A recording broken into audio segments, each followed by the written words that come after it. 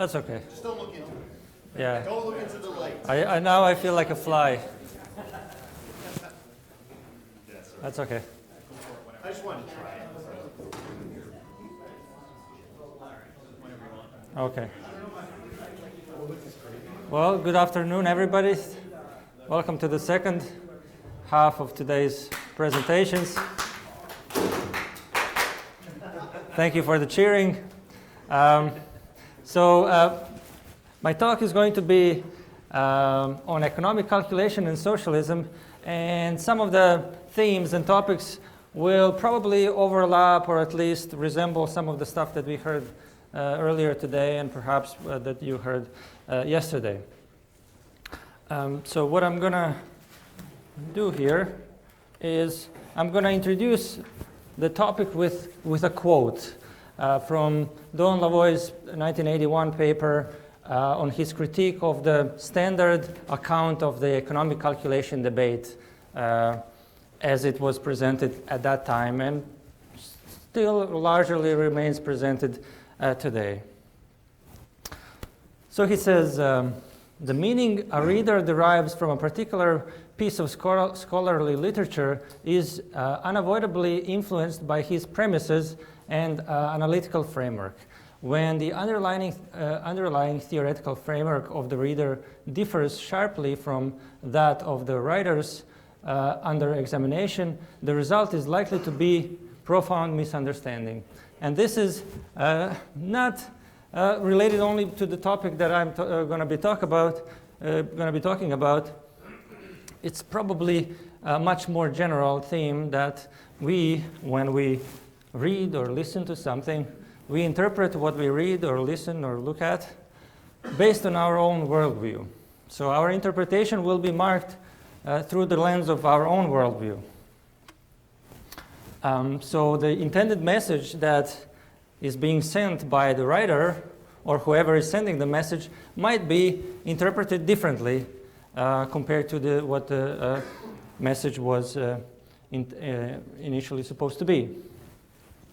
So the thesis, or at least part of the thesis of this presentation, will be that the Austrian theory of economic calculation, and I put Austrian in quotation marks, later I'll put neoclassical in quotation marks, and if you followed Professor Fox's presentation earlier, those quotation marks are related to the idea that Austrians are neoclassicals too, and it's somewhat hard to distinguish or define, what is the true definition of Austrian or neoclassical or mainstream. So I sometimes put these quotation marks.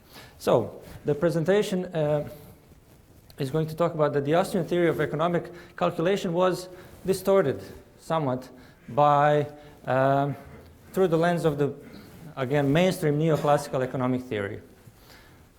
And so we'll see how that happened. I'm going to go through four main themes that will sort of shed some light on the process of distortion of the Austrian economic calculation theory. So the four themes are subjective theory of value, the problem of social coordination, valuation of goods of higher order.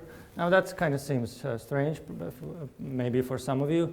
Goods of higher order simply means capital goods, goods that you don't directly consume but are needed for the production of consumption goods.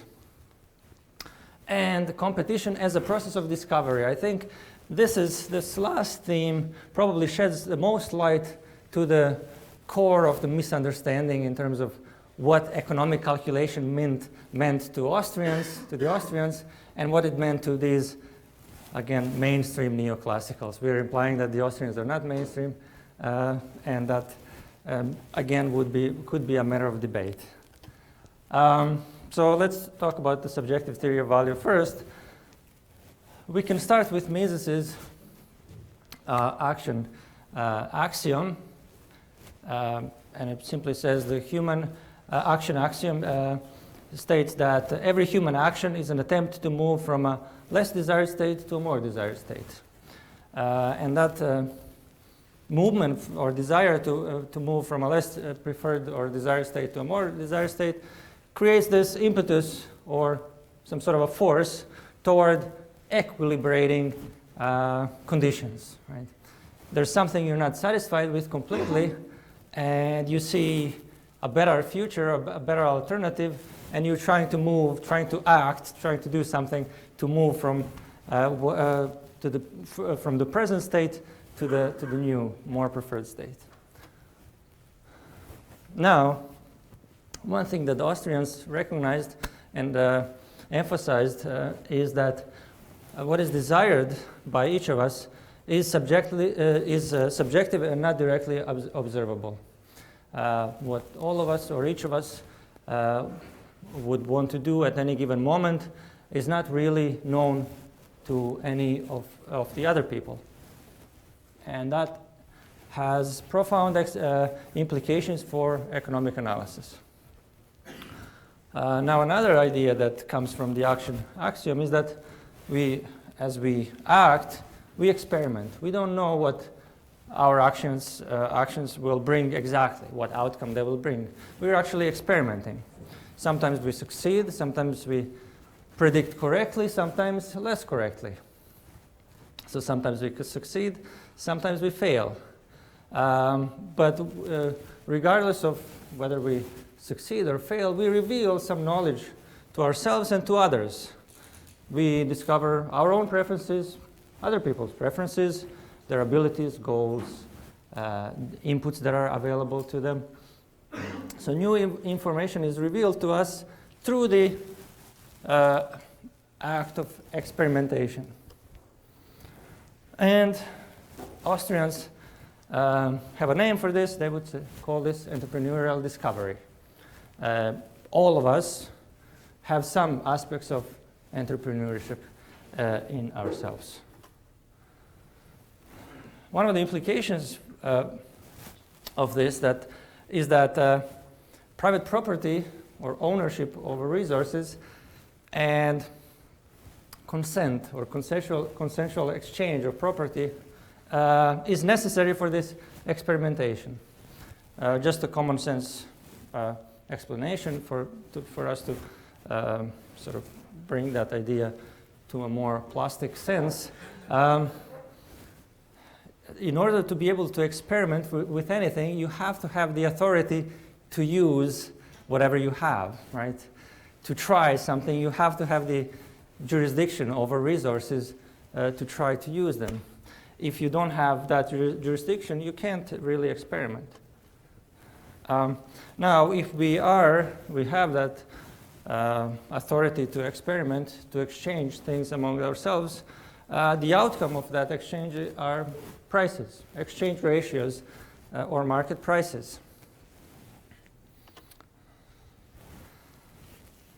And if we take all this together and look at Adam Smith's invisible hand, we actually can see that there's not much mysterious about that invisible hand once we understand that when people own stuff, when they exchange them, when they have the freedom to exchange them, when we can observe how much different people value different things, what they're capable of doing with them, when market prices start revealing that information, then we can start understanding how these prices might guide our actions. And this mysterious invisible hand stops being so mysterious.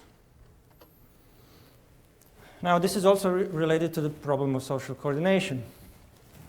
First of all, I don't know what's happening in your heads, right? But we somehow still coordinate.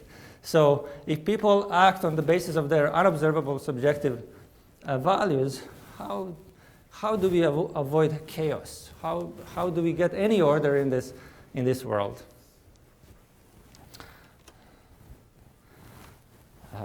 Another question that stems from that: how do people learn that their plans are sometimes not compatible with other people's plans? If our plans are in our minds and we can't see other people's plans directly, how do we coordinate with other people? There's thousands and millions and billions of other people, and we can't really communicate with them all the time or even ever. So how does that happen? And one of the probably most known Austrians for shedding some light on that, F.A. Hayek, would say that market transactions mobilize knowledge of the particulars of time and space, or place, time and place, and that way we economize on the knowledge that's available to other people. So in a sense, you don't really need to know what's in the heads of 7 billion people on Earth. You can simply take a look at some of the major market prices, and they will reveal not everything, maybe not even a small portion of the information that's in the heads of 7 billion people, but it's going to reveal crucial information for you to be able to coordinate your actions with them.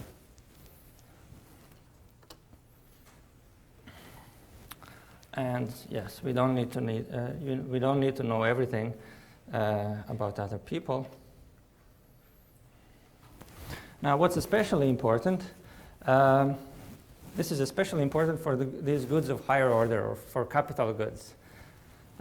Especially because once we start employing capital goods, there's a certain level of rigidity of how quickly you can adjust one use to another use. So if you make a mistake in terms of employing capital goods in one purpose, there's a period of time that needs to take place, and also some significant costs in readjusting your plans to a new allocation. So it's very important that these plans in terms of allocation of capital goods be coordinated as well as possible. Now, valuations of goods of higher order, meaning capital goods. For example, we have a piece of land, or machine, or a machine, or raw materials. How do we come up with their values? Well, you would say, well, it's simple. We look at the price of them. Yes, it would be simple in our society where we have markets where we can exchange these capital goods. In some other places where we had the application of socialism, where we had common or state ownership of the means of production, we actually couldn't buy or sell these capital goods, and we couldn't see their prices, so we couldn't actually infer their value. Now, as an example, we could have multiple employment for one single resource. For example, same piece of land can be used as a park, can be used as a residential area, can be used for oil extraction sometimes, can be used for agriculture. So what should we use it for? Well, you would say, well, that's a ridiculous question. Why would we ask everybody what we should use it for? Whoever owns it is going to use it for whatever that person wants to use it for. The underlying assumption is that somebody owns it. There's a person that owns it, or a group of people. But if the whole country owns it, then we have a problem. How do we agree? How do we decide how to use this resource? And we don't even know what it is worth. It's worth one thing to me and another thing to someone else. So how do we agree on that?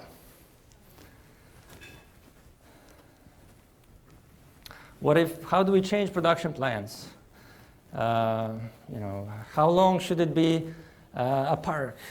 Should it stop being a park, and should it become a residential area at some point?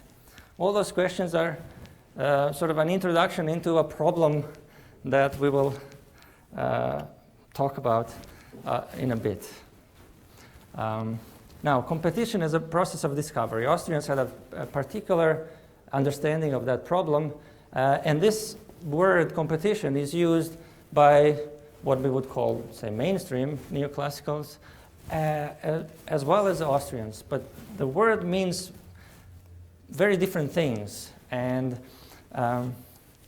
we'll give a brief explanation what the difference in the meaning of the word competition and how it stems into a misunderstanding of the calculation debate problem. So for Austrians, competition is needed to find out what works and what doesn't work. I'm using a sports analogy here, sports competition. So if we know who's going to be who's the best in a particular sport at a given point in time, then we probably wouldn't need a competition. We are assuming that we don't enjoy watching competitions. The only purpose of them is to discover the winner. And I'm going to go to a recent competition that probably some of you or maybe most of you watched, Wimbledon, and I've got my own nationalistic agenda to talk about it. So if we apply this analogy, we would say that there is no way for us to figure out who's going to win Wimbledon without actually going through the process of competition.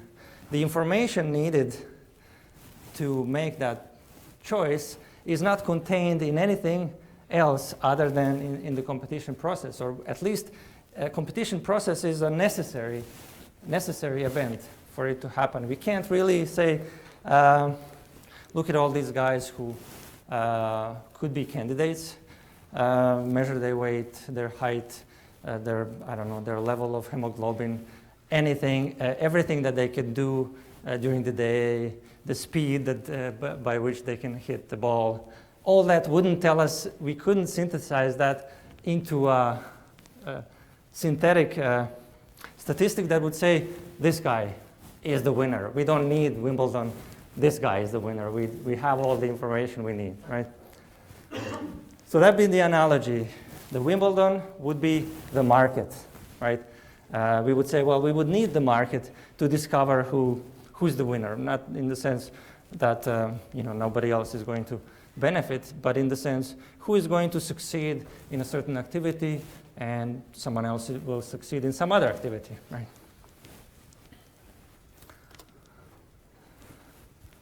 Now, the distinction between risk and uncertainty is also important for the economic calculation debate.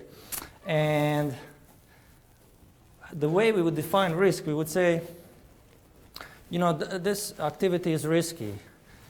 This could happen, this could happen, this could happen, and I can list all the possible things that could happen. And I know all the possible things that could happen, I just don't know which one is going to happen. Like you toss a die, you know that's going to be 1, 2, or 3, or 4, or 6. You just don't know which number. Now, uncertainty is different. I have no idea what all the possible outcomes are, right? So I can toss a die and I get a number, and it's not one of those, 1 to 6. And those events are possible and frequent in the economic realm. One example that you might find interesting is how potato chips were discovered. So there was a customer that was very displeased with the way their French fries were fried. They were too soggy or not hard enough. And this customer complained to the chef, and the chef got really mad, and he said, okay, now I'm going to fry them really well for you. I'm going to slice them very thinly, and I'm going to deep fry them and put them in salt, right? And the guy actually loved the product, and other people loved it, right? So that was the genuine discovery moment where you had no idea that that's going to be the outcome of your activity. Another one that's probably everybody's familiar with it would be the discovery of penicillin, right?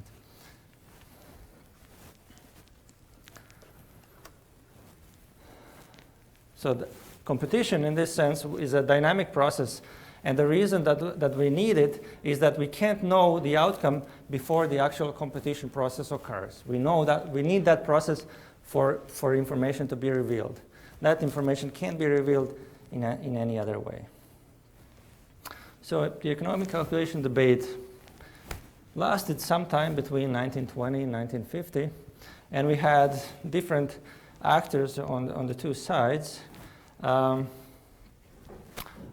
two sides of this controversy could be defined again as our Austrians, who issued the challenge to socialism. Notably, we had Ludwig von Mises on one, Mises, Friedrich Hayek, and Lionel Robbins on one side, and then we had what Professor Fox earlier would term as Walrasians and Gibbonsians, who were, let's say, more of the mainstream kind of neoclassicals, who defended, the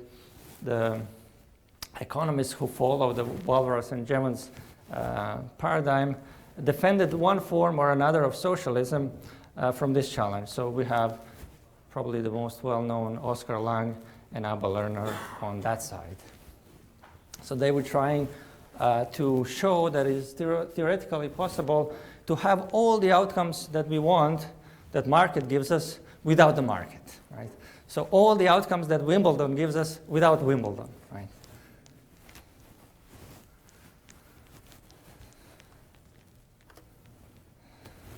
Now the verdict was, unfortunately, that the Austrians lost the debate. Now the thesis of this presentation is that the Austrians didn't actually lose, they were misunderstood. And because they were misunderstood, their message was misinterpreted, and the actual message was neither refuted or confirmed.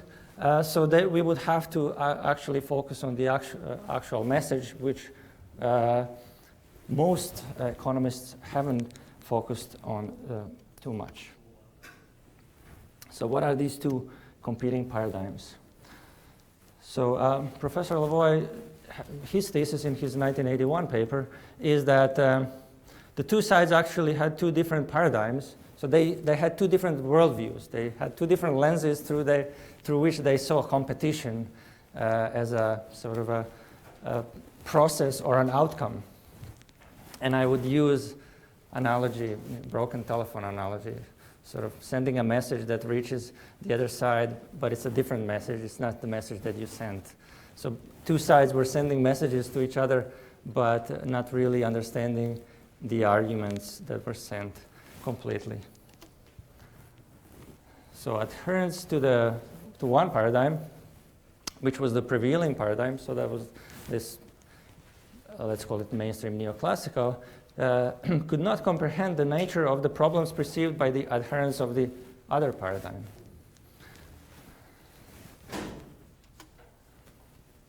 And the evaluation of the debate, which was usually done by people who try to be disinterested judges of the debate, but their paradigm, they were educated mostly in this mainstream neoclassical paradigm, so their lens was also the lens of the guys that were disputing the Austrians, right? So their understanding was also in that direction. So what's paradigm one? People are optimizers. So paradigm one, people are optimizers. Markets are in equilibrium. So Jevons developed this framework of optimization. Walras looked at how supply and demand would adjust to each other in an equilibrium in the market. So some of the implicit assumptions in these models.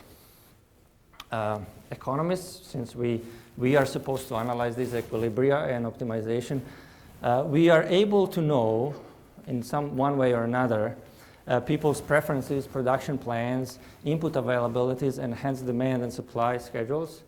In order to perform our equilibrium analysis, we have to have that information. So we have to assume somehow that we can get it.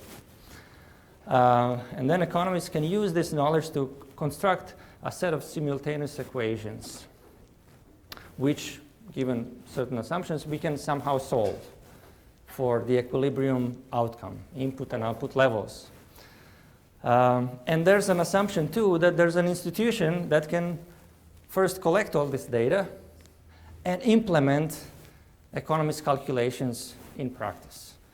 And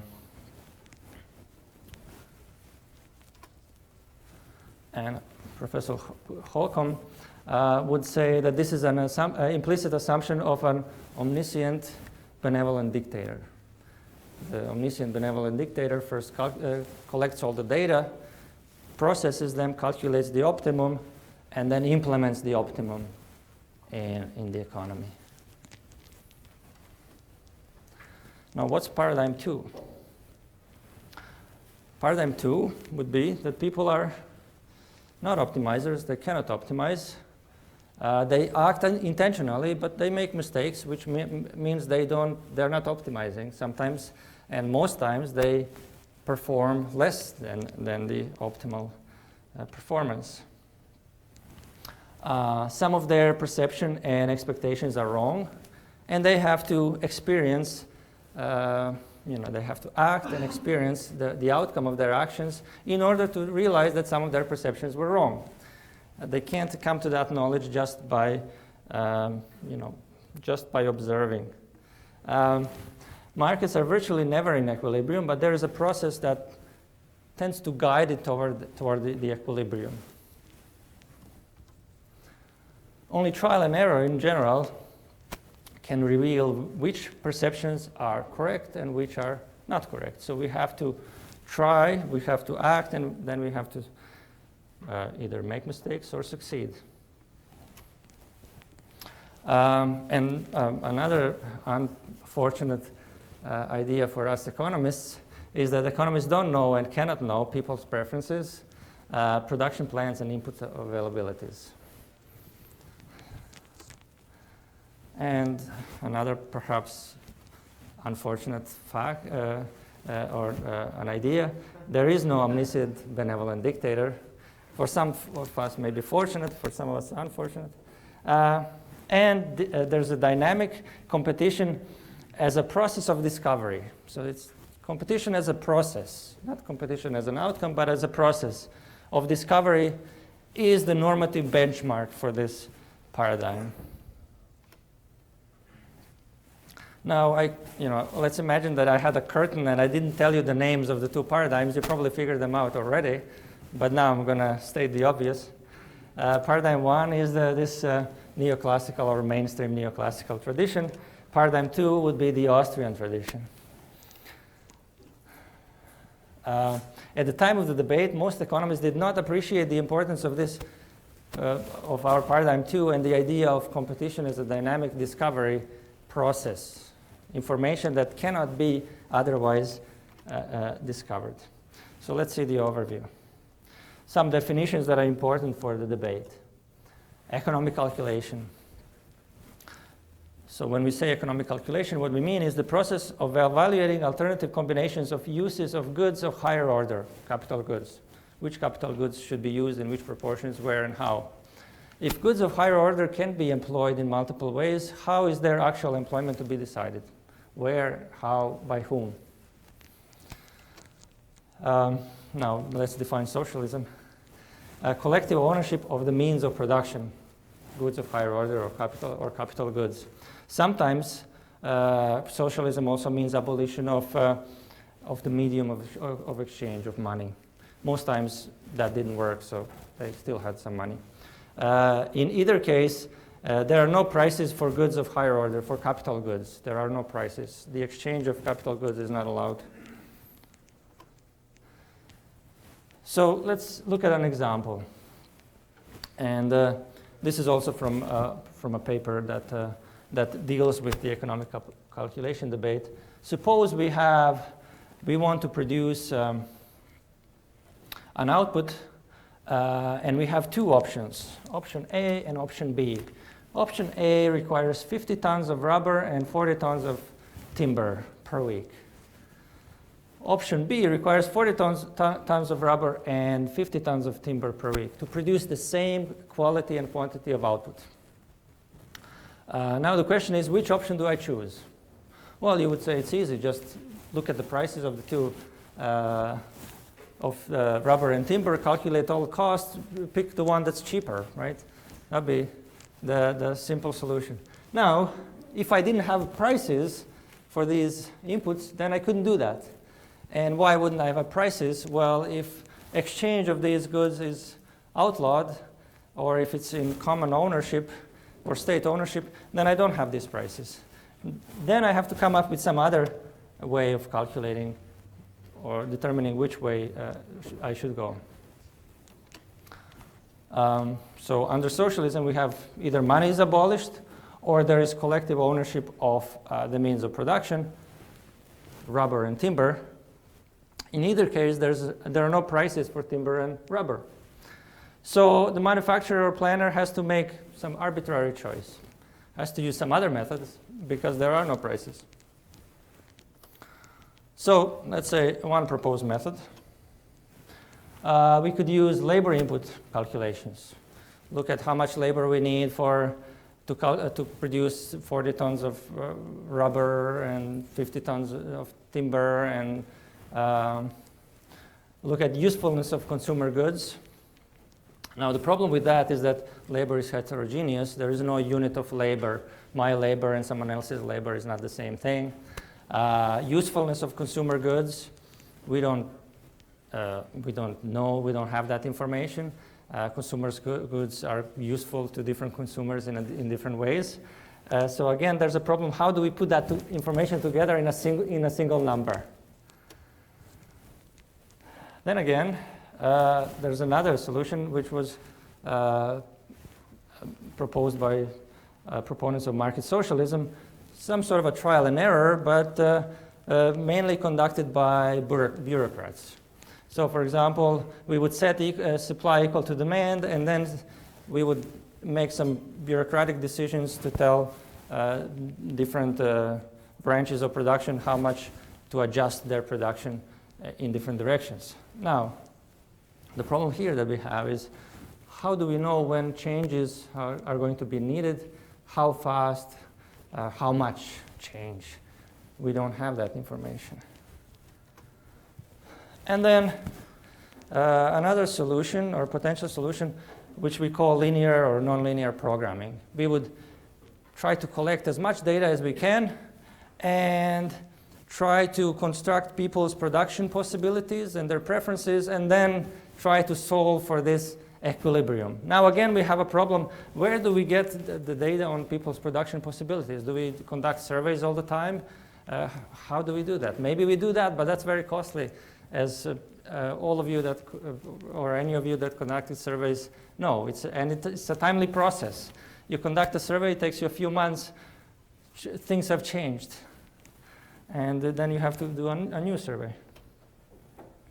Now, our paradigm 2, or the Austrian paradigm, said, first of all, their claim was that paradigm 1 would be incapable of solving the economic calculation problem without the following. Without private ownership of the goods of higher order of capital goods or means of production. What that implies, if we had private ownership of the means of production, then we would have markets for capital goods, and what that would imply, there would be prices for capital goods, and these prices, as we saw before in some of the earlier presentations and some of this presentation, would contain information on the entrepreneurial discoveries of the owners of capital, but not only owners of capital, but also those entrepreneurs who are cooperating with the owners of capital. They would also reflect people's preferences and input availabilities.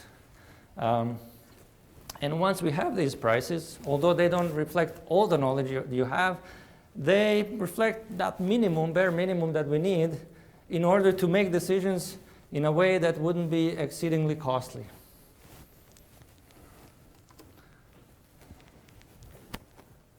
So why private ownership of capital goods?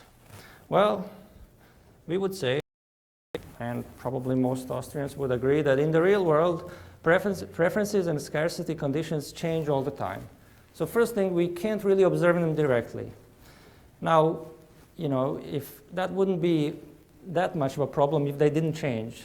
So maybe if we had an infinite time, maybe we could actually figure out people's preferences if they never changed. But since they do change, and the input availabilities do change, whatever we figure out today may not be there tomorrow. So change happens all the time, and in an unpredictable way. So we have to have an institutional system that reacts to these changes and adapts to them in a timely manner. The other thing is that new products, technologies, and marketing strategies are unknown. We don't know what products we will be buying next year. Some people will discover them. Maybe not, even they don't know right now, but we need them to participate in the market process, to act, to make mistakes, to discover those things. That process is needed for that. So to discover the unknown, entrepreneurs need the ability to exchange capital goods and use them as they see fit. They need that freedom or ability. They need to own that stuff. The consequence of that would be, again, prices of capital goods that would inform everyone, or at least most people, of the newly discovered knowledge, which would lead to adjustments towards some sort of an equilibrium, never to the exact equilibrium, but some adjustments. And this message was not well understood, or it was misunderstood. Now the question we might ask is, why did that happen? And we could probably come up with not only one answer. This is one potential answer. But let's see. When the Austrians say competition, they mean competition as a discovery procedure, as Wimbledon. In a world in which economic data are always changing, and they are in fact produced by the market process, right? So the information is not contained in something else without the market process. We need the market process to produce the data, right? The data is not already there. The process also produces the data. So the data is not otherwise knowable. Now, in the mainstream, generally, mainstream neoclassicals, when they hear competition, the word competition, they mean static general equilibrium, maybe sometimes dynamic, but we can still know the distribution of risk, and all the data that we need, we have to be able to know it to solve the model. If we don't know the data, we can't solve the model. So economic data exists independently of the market process, right? That data can be figured out. So as an analogy, we could figure out who's the best tennis player at a particular moment in time without having, say, tennis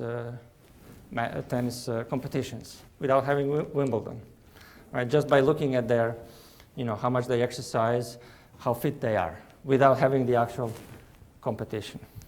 That would be the idea, that all the information needed to find the winner is already there. You don't need the competition. And so there was a miscommunication. It's clear that these two ideas are not the same. So what are the implications of the debate? Prices are as necessary, but not perfect. Nothing's perfect. But they are only a necessary means of objective knowledge about subjective value that can reflect that subjective value in a timely manner. Private property is necessary for prices. Without prices, there's no economic calculation. Without economic calculation, there's no means of evaluating alternative combinations of goods of higher order, capital goods. Without economic calculation, there's no social coordination, and therefore we have conflict between different people wanting to do the same thing with the same thing with the same thing. So the conflict between people and their use of resources. Some areas of economics that are still untouched by the implications of the economic calculation debate. We have contingent valuation, valuing things without the market process and trying to figure out how much something would be worth and that something is not owned by anybody. Land use planning, zoning, for example. Public finance, what's the optimal expenditure? Pigomian taxes, what's the optimal tax to bring about the optimal level of, say, pollution in society? And then we have nationalized natural resources where there is no prices for those resources, and then we have to employ some other methods of allocating those resources. Who is going to use them in what way? And then we have all sorts of conflicts of political nature, how different resources will be used. And we see that resembles our economic calculation debate. Do we believe paradigm one? Let's see. We have abundant evidence that people are not optimizers. Most of us make mistakes most of the time. That means we are not optimizing. Are markets always in equilibrium? Well, we have plenty of evidence that they are almost never or never in equilibrium. And logically, we would say, well, then we wouldn't need entrepreneurs to discover the unknown. if we are in equilibrium, there's nothing new or more that we can discover. Innovation and business cycles would be a problem if we are always in equilibrium, and economic growth as well. Another question is efficiency in the sense of this marginal or tangency condition that we employ in traditional microeconomics is a valid concept. Depends how broadly or how loosely you use those concepts. Some economists would say that it's sometimes useful to assume that we as consumers calculate, say, first derivatives of functions in our heads. Sometimes we would simply say, well, let's use that as an approximation for what people do. They don't actually do that, but let's use it as an approximation. So not necessarily. Do economists know the preferences, production plans, and input availabilities needed to set up social optimization problem? Well, I'm an economist, and maybe other economists know, but I don't know much of your plans. I don't know if I know any of your plans, production possibilities or preferences. So the answer would be no, at least for some economists, including myself. Does the omniscient, benevolent dictator exist? I guess we could debate this, but here I put the answer no. We can later debate that. Then why do most economists continue to act as though they don't know these things? I don't have an answer for you right now, but that's a question for us to think about later on. And this would be all for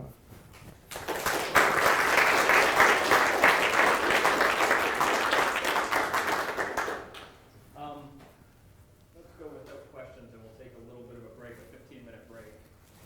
And we'll meet back at 1:45 for Professor Ritenour's lecture on history. Thanks, Greg. Thanks.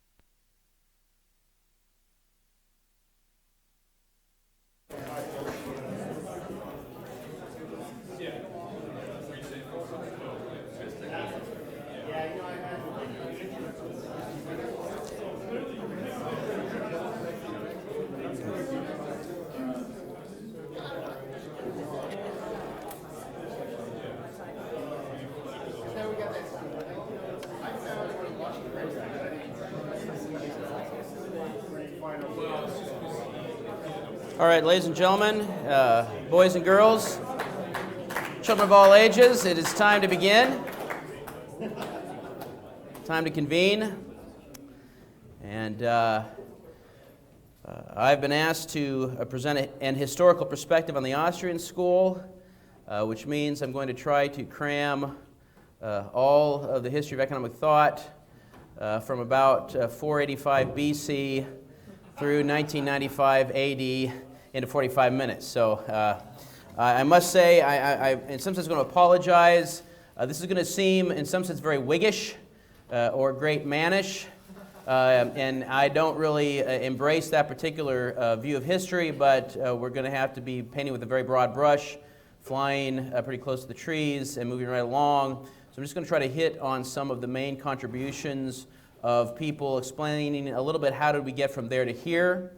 And we're going to cover the early period very quickly, but just mentioning that the roots of Austrian economics, which is the praxeological approach to economics, the causal realist approach to economics, goes clear back really to the beginning in some sense of almost a recorded history. We can trace aspects of it back to the Bible and the early church fathers, aspects of it back to the ancient Greeks and Roman law. Thomas Aquinas and the early church fathers such as Augustine, Aquinas and the early scholastics attempted to synthesize earlier Christian thought with Greek philosophy, especially Aristotle, and began developing a number of lines of economic inquiry, some good, some not so good. But one thing that was very important for the development of Austrian economics is the idea that we live in a universe that is orderly. The scholastics believed firmly that it was a universe governed by God-ordained laws or regularities and natural laws that humans were not only governed by, but they could reason about and inquire about and discover.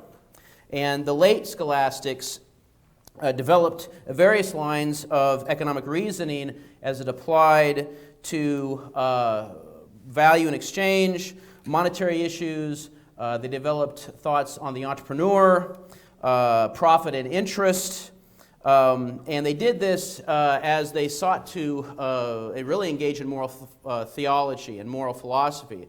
As capitalism was beginning to grow, there were questions about commerce that really questions people were having about commerce that really hadn't come up before, and the scholastics and the Hispanic scholastics in Salamanca especially began developing a fairly rich line of thought on a number of these issues that I just mentioned in order really to help priests provide good counsel to their parishioners. In any event, the scholastics did not treat economics or economic thinking, they weren't economists per se, but they didn't treat economic thinking as applied mathematics as contemporary economists do. They saw it as a very humane line of inquiry. And then finally, I would also point out that the French liberal school, headed by, say, J.B. Say, Jean-Baptiste Say, and then really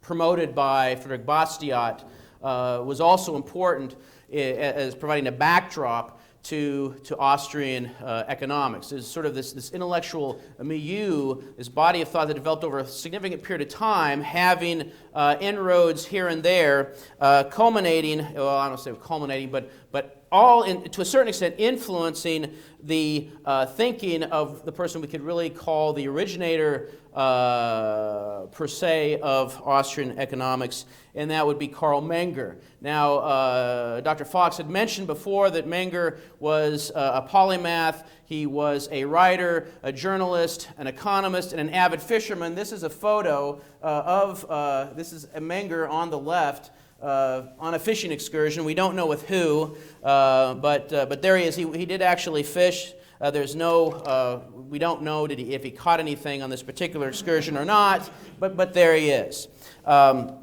Now, Karl Menger, his principles of economics is rightly considered the fountainhead of Austrian economics. Ludwig von Mises said that this was the book that made him an economist. This book was formative in many ways, and if you're relatively new to Austrian economics, I encourage you to buy a copy of Menger's Principles and read it. It's a readable book. It's not overly difficult. It sets forth the principles in good fashion, and it sets forth the Austrian paradigm in good fashion.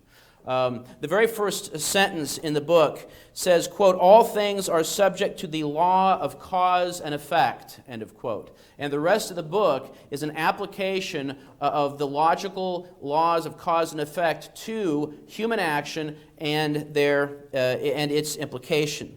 And so when I began my lecture on entrepreneurship and started back at the beginning, all economic phenomena is the result of human action. That's something that comes right out of Carl Menger's Principles of Economics, which was published in 1871. Menger likewise asserted that all economic phenomena is the effect, or are the effect, of human action. And he emphasized more than any of his contemporaries the subjective element, or the personal element of action and its implications. That's what really set Menger apart from the other two so-called marginal revolutionaries. Right? Dr. Fox talked about the marginal revolution.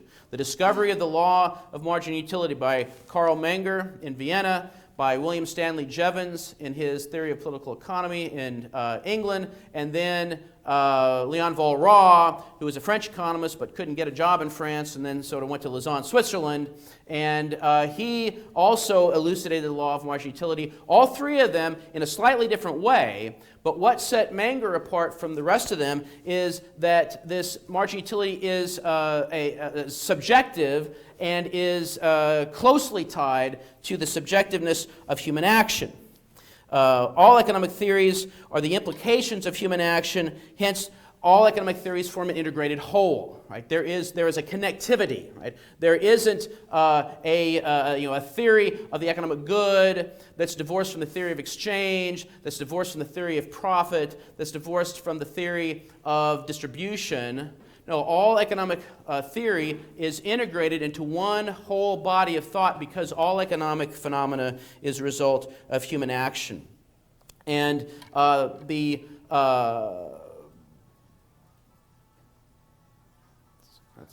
sorry, I can't. That's all right. I can't take the call right now. That's a groovy tune. I like that. Where's Eurovision when you need it? Anyway. Menger, in his book, develops a rich theory of the economic good. And here he draws on actually German literature that slightly preceded him on the nature of economic goods, and he recognized that economic goods are scarce means used to serve certain ends.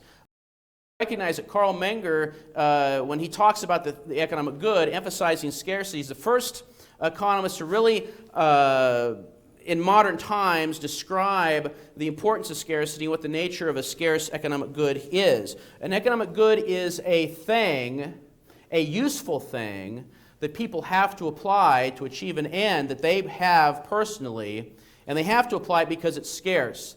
That the demand for the thing is greater than the quantity that's freely available in nature. And so when the people have to economize only because of scarcity. He also distinguished between consumer goods and producer goods. Consumer goods are goods of the first order. Goods of the first order, he calls them, are directly satisfy our ends. So this water, for instance, is a consumer good because I don't have to do anything to it in order to get satisfaction from it other than consume it. It directly satisfies me. He distinguishes that consumer goods from higher order goods. And I would argue that this is why we have we use the phrase higher order goods is not merely because Hayek had the Hayekian triangle drawn a certain way, but this is a phrase that Menger used to describe producer goods. Produce means not just produce means of production, but all factors of production, land, labor, and capital goods. And higher order goods, they are higher order goods because they're goods because they satisfy us, but they're higher order goods because they satisfy us indirectly. Right? The spring, for instance, from which this water was drawn in someplace in Quebec, I found on the label, that spring in Quebec served me, but did so indirectly because the person that bottled that water had to draw the water from it, bottle it, ship it to the cafeteria here in Toronto, and then sell it to me. And so the producer goods that they serve people, but they do so indirectly, right, through the process of production. And there therefore is a necessary link between the value of the consumer goods and the value of the higher order goods. The value of the higher order goods are causally linked to the value of the consumer goods. The reason why people demand, say, a spring, or they demand glass bottles, is because people demand the bottled water that they want to consume. And so the value of the higher order goods is imputed and derived from the value of the lower order good, the consumer good. Right? And so the value of the consumer good, the satisfaction that people receive from consuming, is a satisfaction that is subjectively chosen by the human actor, and the process of production is also a process that is subjectively chosen by the producer and engaged in over a number of stages. And so there is subjective action through and through the production and the consumption process. Now, because of the subjective nature of human action, Menger rightly emphasizes the idea of subjective value, right? Because people must economize their means. In other words, they must use their means to satisfy the ends that they value the most, and they must necessarily leave other ends unfulfilled. Because, as Mick Jagger said, you can't always get what you want, right? And so you have to try to get what you need, right?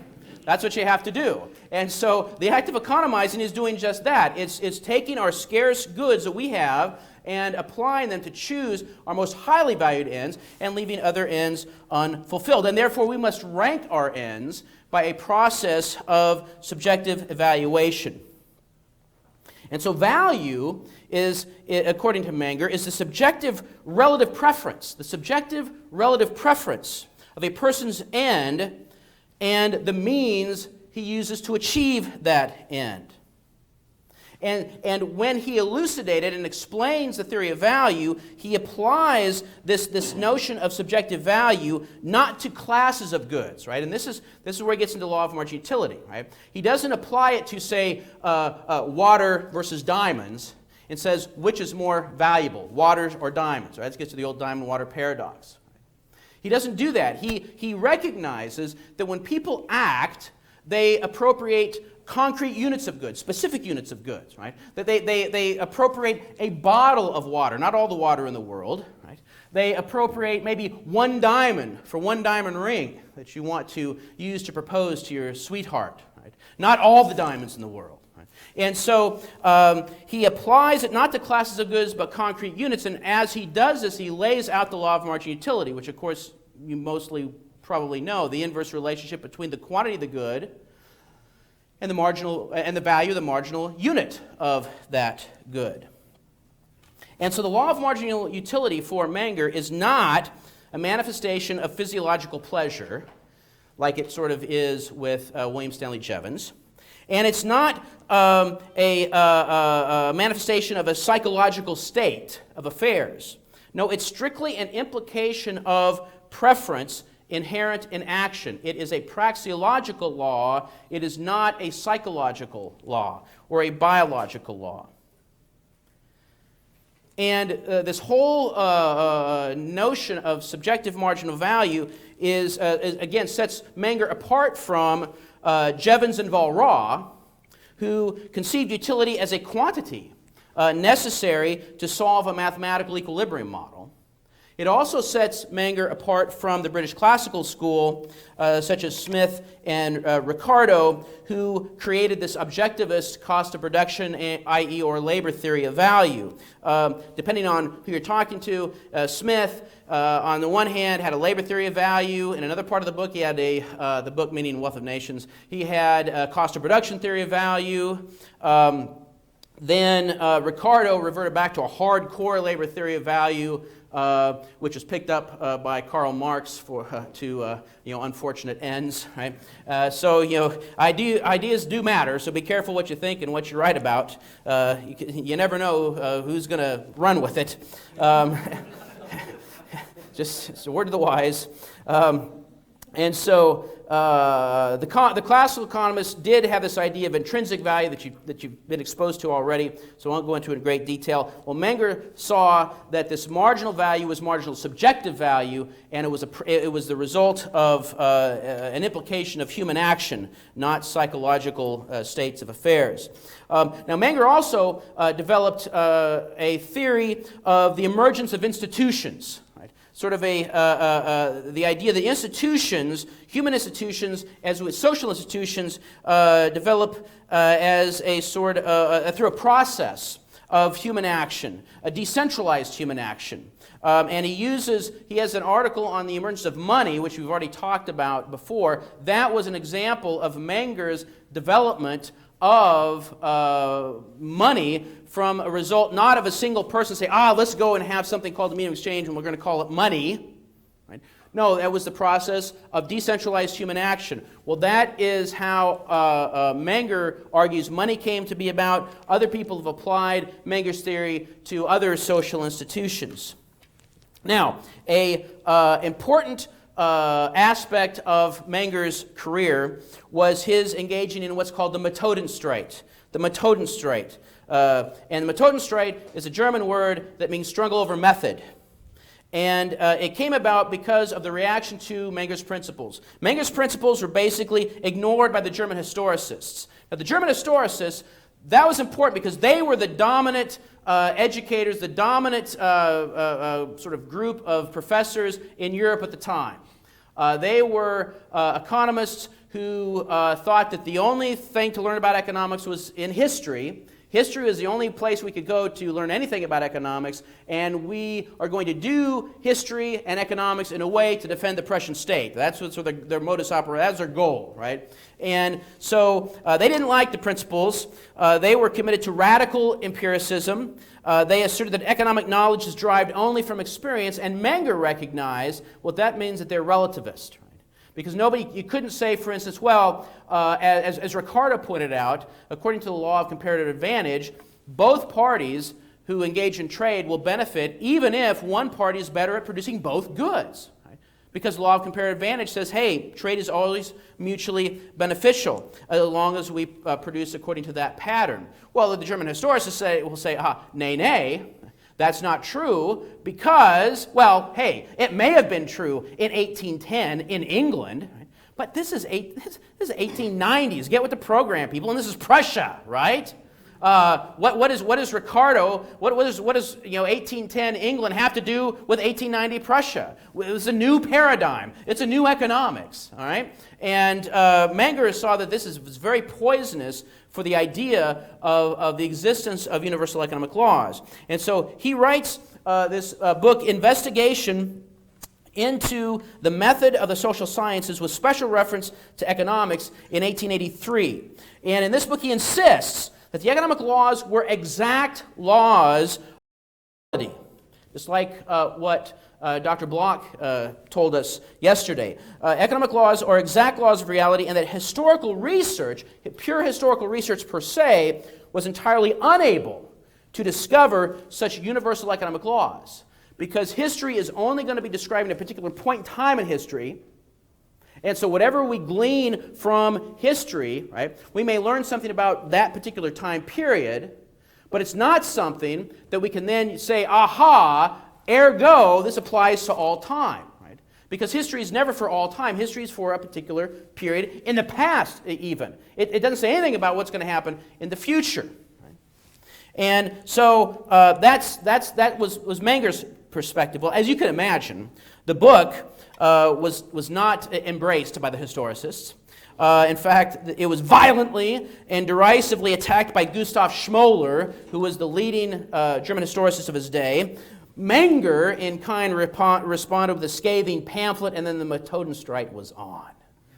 And both sides lined up their followers. Each side drew disciples into their side of the exchange.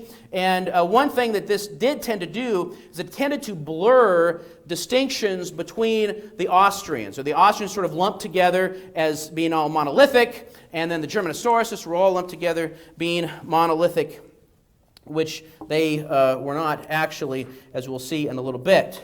Now, the Methodenstreit, a lot of people sort of try to poo-poo it and say, well, it was just a lot of heat, not much light. It really was just a fighting over method, and let's just stop fighting over method. Can't we all just get along? I mean, can't we just get about to just doing economics? Let's don't spend any time talking about method. Well, actually, that I would say is not the proper way to interpret the Methodenstreit, because the Methodenstreit was not so much, well, is it proper to focus on history, or is it proper to focus on pure theory? No, the Methodenstreit was really more about debate, more about, is it even possible to have a science of human action besides history? In other words, is it even possible to do something called economics? That's what the Methodenstreit was about. And then that actually is a very important question. It's a very important question to hash out. And the Methodenstreit also clarified the differences between the theoretical economics and applied economic research. What's the difference between pure economic theory and then applied economic theory and applied economic research? There are distinctions there. And it also clarified the distinction between the different natures of natural science, history, and economics. It helped make distinct our understanding between what's history and what's not history, what's economics, what's not economics, what's natural science and what is not natural science. So the Methodenstreit was not just a lot of light with a lot of heat without light. It actually had some important results. Now, Menger, after all of this, retired fairly quickly. He retired soon after the turn of the century. Didn't die until 1921, but didn't really do much after the Methodenstreit. He wrote his paper on money after that, but that was pretty much it.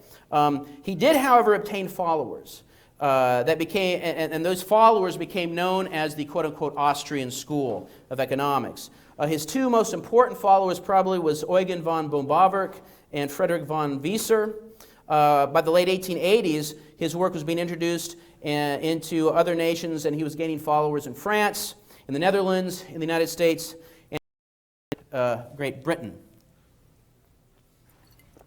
Now, I would say his most important student and most important follower directly was Eugen von Bombawerk, who lived from 1851 to 1914.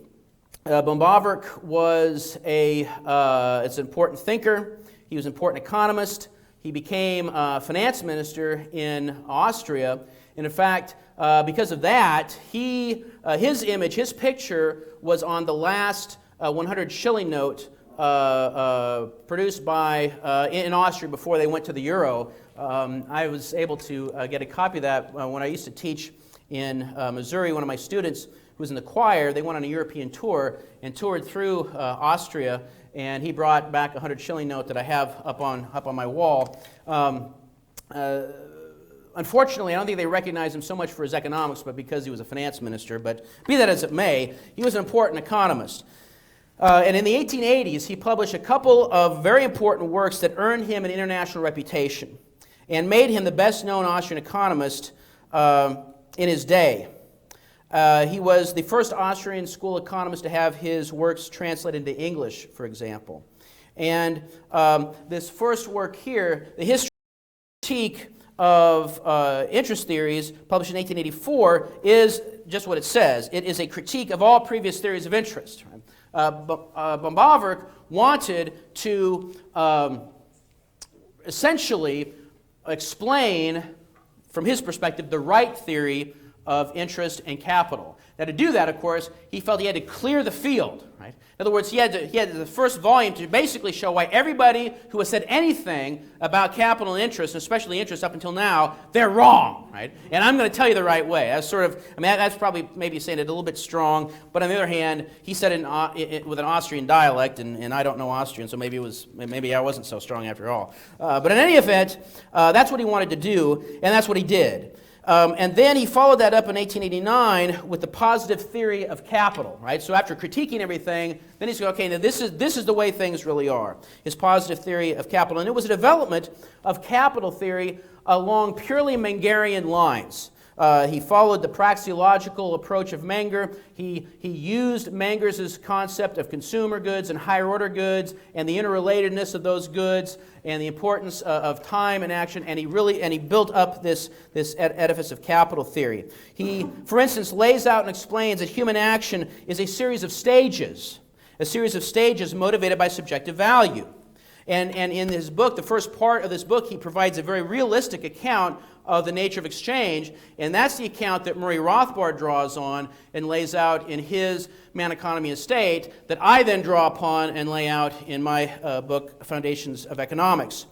Now, the number of what he explains as he lays out this theory is that it's the most eager buyers and sellers at any given moment, they will be the ones actually making the exchange. Because the more eager buyers are the ones willing to pay the higher prices, the more eager sellers are the ones who are willing to accept the lower prices, and those two come together, and they are the ones that make the exchange. And the number of buyers and sellers making the exchange will depend upon how many pairs of buyers and sellers experience the coincidence of wants that we've already talked about yesterday.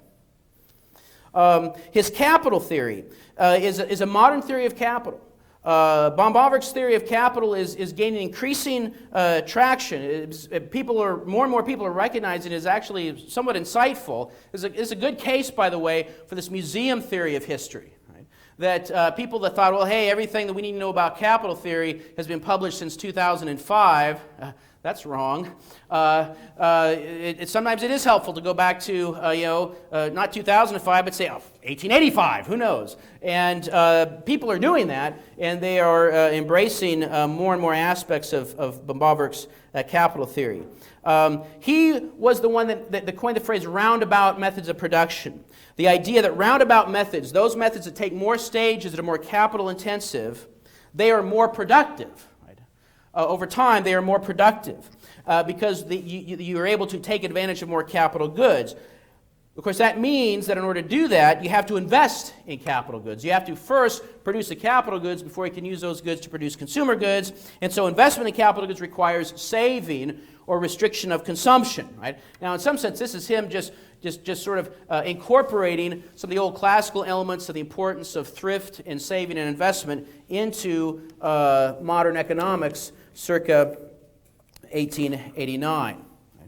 Now, what's different is that the classicals tend to assume a fixed period of production, that a lot of their writing was sort of based on an agricultural production paradigm. You had a fixed agricultural season. You plant in the spring, you harvest in the fall, and that happens every year, da-da-da-da-da. Well, Menger recognized, of course, that production of all sorts are variable, and so he incorporates a variable production period, lengthens it for many production processes, and writes about it. And he notes that the economy that saves more the economy that saves more and has more stages of production, because it uses more capital goods in more stages of production, tend to be more productive, and hence those societies have greater levels of wealth.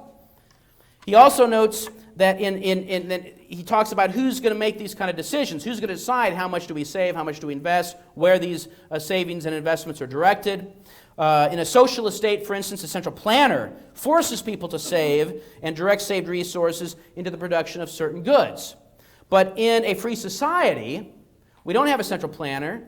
We have producers. Right? Remember the ones who undertake production, the entrepreneurs? They, quote, they are the ones that direct saved resources. The entrepreneurs in a free society direct saved resources. So the entrepreneur is, quote, subject to the influence created by prices, end of quote. We've heard several lectures now alluding to the importance of economic calculation. That's what entrepreneurs do. They engage in that calculation, and they use market prices. And that is why Bombover, recognizing this, that's why he devotes such a large part of the positive theory of capital to price theory, right? To price theory. He also then develops interest theory. Interest accrues due to positive time preference. This is a Misesian emphasis that Mises just draws right out of Böhm-Bawerk. He perfects it some. But Böhm-Bawerk recognized that interest accrues because of time preference. People value present money more than they value the same amount of money in the future. Interest is a payment for time. It's a premium to cover our time preference. That is what interest is. Now, along the way, in addition to developing his positive theory, himself engaged in a number of debates, just like Menger was. He had a debate with Alfred Marshall. Alfred Marshall, in some sense, was the sort of the dean, if you will, of the modern neoclassical school. He was the one that sought to bring classical economics up to date in the English-speaking world by integrating Ricardo and the British classical school's theory of cost with William Stanley Jevons' a little bit of marginal utility theory on the demand side, sort of equivalent to the amount of respect demanded by Aretha Franklin, right? Just a little bit, just a little bit. It wasn't a thoroughgoing subjective marginal utility. You just a little dab will do you. A little marginal utility Brill cream on demand side and cost of production on the production side. And Böhm-Bawerk recognized this, and Böhm-Bawerk criticized Marshall for blocking the full reception of subjective value economics in subjective value theory of prices. Böhm-Bawerk argued that Marshall failed to recognize that costs of production are subjective too. Right? They don't just exist. Right? Even if you say, well, the cost of production, we'll call up the sum of the prices of the factors of production.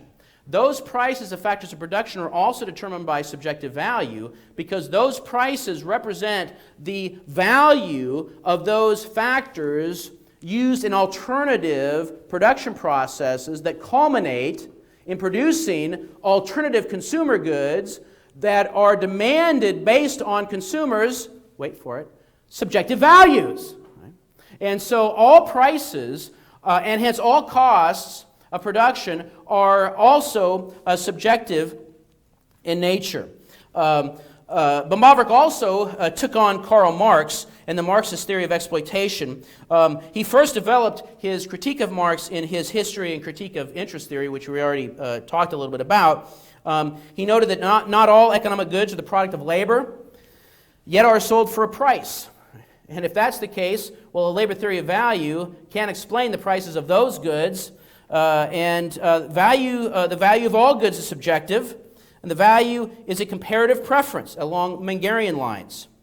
So labor theory of value supporters are guilty of a contradiction, he argues.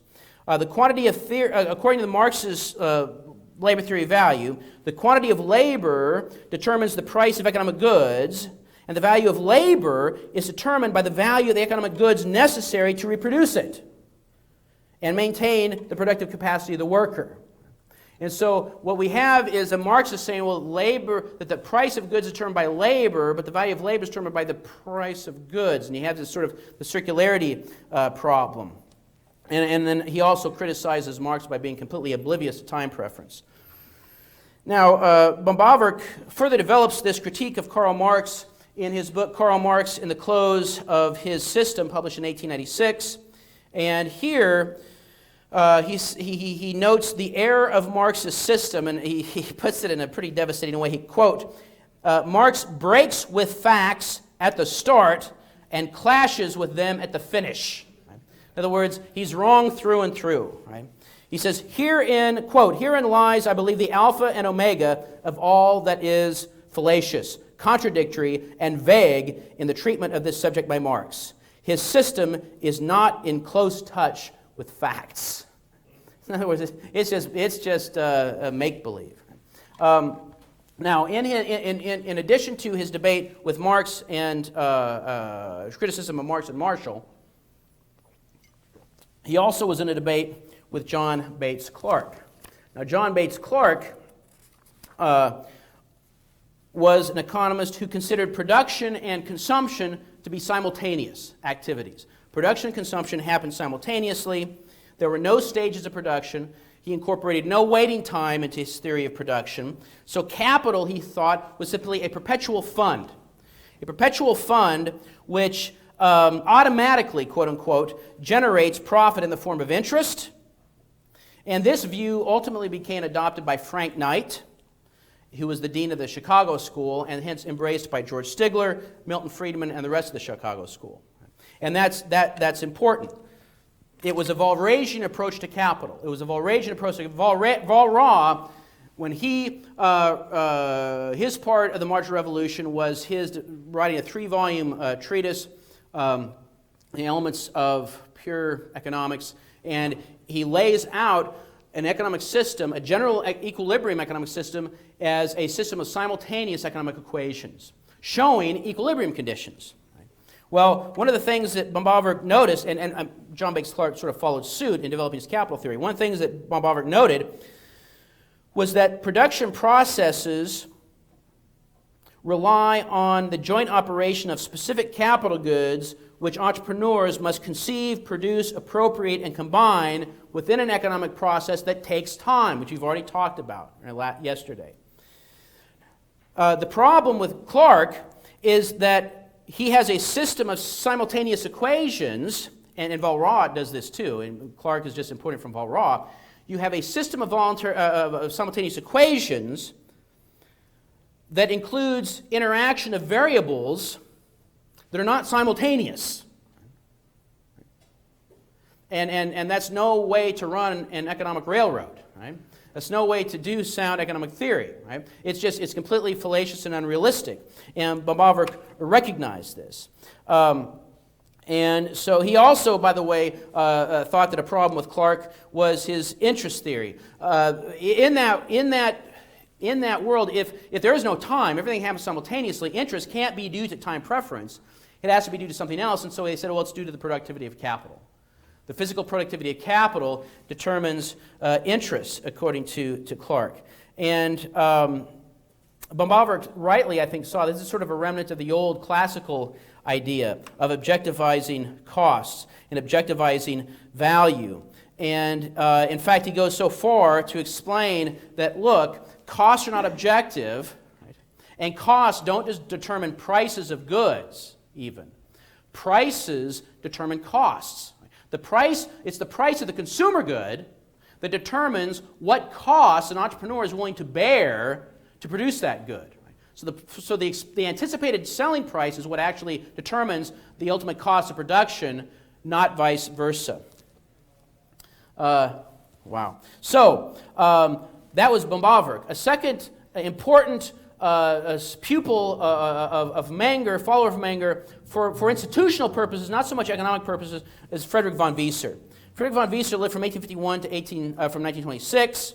Von Wieser developed. Von Wieser was important because he assumed the chair of economics at the University of Vienna, and which was the chair of economics, political economy, very important position. But he was more Walrasian than Mengerian in terms of his economic theory. In fact, if you read his works, it's more like verbal Walrasianism than Mengerian praxeological economics. Now, he did develop Menger's subjective conception and applied it to opportunity cost. Right? So we do have von Wieser to thank for recognizing and emphasizing that the opportunity cost is also subjective. Wieser coined the term marginal utility, but as I said, he was actually closer to the Walrasian school than he was Austrian. For example, his solution to factor price determination, what is it that determines the price of factors of production, instead of linking them in a causal realist way to entrepreneurs' appraisement of the factor's contribution to producing the final product that's going to be sold, hopefully at a profit, he sets in place a system of simultaneous equations and solves them. solves them as if the factors of production and the prices are different variables that can all fit together in a simultaneous equilibrium construct simultaneously. And I think that more than anything sort of illustrates the Walrasian nature of Walras as opposed to Bombavrk. Now, with 5 minutes, I will talk about Ludwig von Mises. No doubt you've heard of him. Born in 1881, died in 1973. He is the one, in some sense, he's the one, I would say, that made me an economist. Menger's book, Principles of Economics, Mises said, made him an economist. I bought Mises' Human Action, as most of you heard my little story. You know my little autobiography. When I was a sophomore in college, and that was the book that made me an economist. Mises, in some sense, is responsible for developing the Austrian tradition. He became an economist in 1903 after reading Menger's Principles. He earned his Doctor of Law degree in February of 1906. He attended Bombavrk's economic seminar at the University of Vienna until 1914. And he distinguished himself as one of the most brilliant pupils of Bombavrk in that seminar, along with Schumpeter. But Schumpeter, again, also was highly influenced by Wieser and developed sort of a more Walrasian neoclassical approach. A lot of people lump Schumpeter into the Austrian economists because Schumpeter happened to be from Austria, but he's not really part of the Austrian tradition. He's not a praxeologist. He doesn't subscribe to the Austrian business cycle theory. Mises always viewed Schumpeter as a particularly confused and somewhat superficial, frivolous theorist who tended to go after the idea that was relatively popular in its day. Mises, on the other hand, did not. Mises began his career, he didn't actually begin his career, but his first really seminal Austrian contribution was his Theory of Money and Credit, published in 1912. And that was the book that integrated monetary theory with the rest of economics, applying subjective value theory to the purchasing power of money. That was the book where he integrates the theory of money with marginal utility theory using the regression theorem, right? Tracing back today's purchasing power to the purchasing power of yesterday, based on the marginal utility of money yesterday, which was determined or based upon the purchasing power of money the day before. And he regresses all the way back and says, this is an infinite regression. He says, no, it's not. Because you can trace it back to whatever good we're using as money. You can trace it back to the day before it becomes money, where the value of that commodity that day was demanded for its use value, not for its use in money. And so this tracing back the value of money for margin utility purposes can go back until that point in time, and then the regression stops. It's not an infinite regression. And the reason Mises does is to show once again that money is an actual economic good. It is a commodity. It's a real economic good. It's not a fiction. It's not. It's something that's just a veil masking the exchange of real economic goods. It is a commodity that emerges through voluntary exchange and not a product of the state. And in this book also, he originates the Austrian business cycle theory, where he draws upon the currency school, Knut Wicksel's natural interest rate theory, and Bombavrk's capital theory, draws them all together and explains that monetary inflation through credit expansion artificially lowers interest rates, stimulating malinvestment at stages too high in the production of structure relative to social time preference. So we get an inflationary boom, which culminates in a recessionary bust. You may have heard about that. We had the big financial meltdown. I hear that there's a malinvestment in Toronto real estate that may be busting someday soon. So hold on to your hats, ladies and gentlemen. And you know it's good. By the way, if you hear some Toronto real estate agent say, "Hey, we're entering a new era," that's the time to sell and get out of Dodge.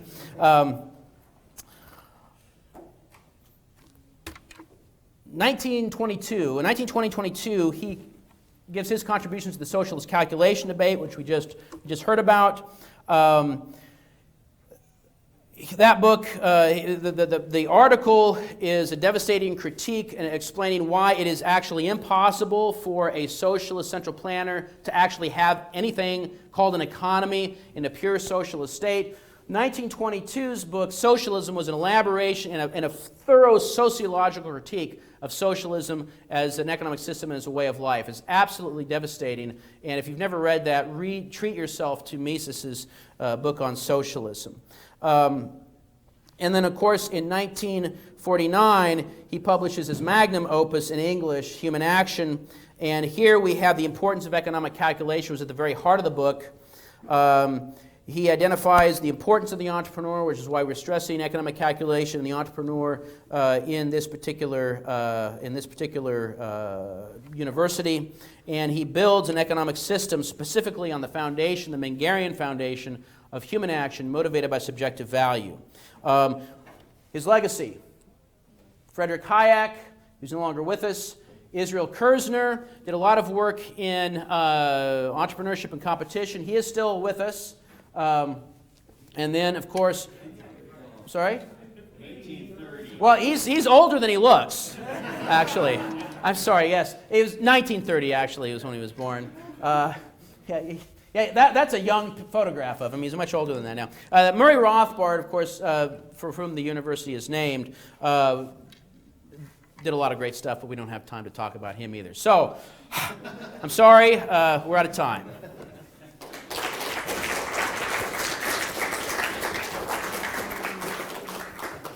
Maybe at the end of the day when we have our panel, our Q&A panel, you can give a couple comments on Rothbard, given that we're at Rothbard. Yes, I'd be happy to do that. Let's take a 15-minute break, and then we'll come back.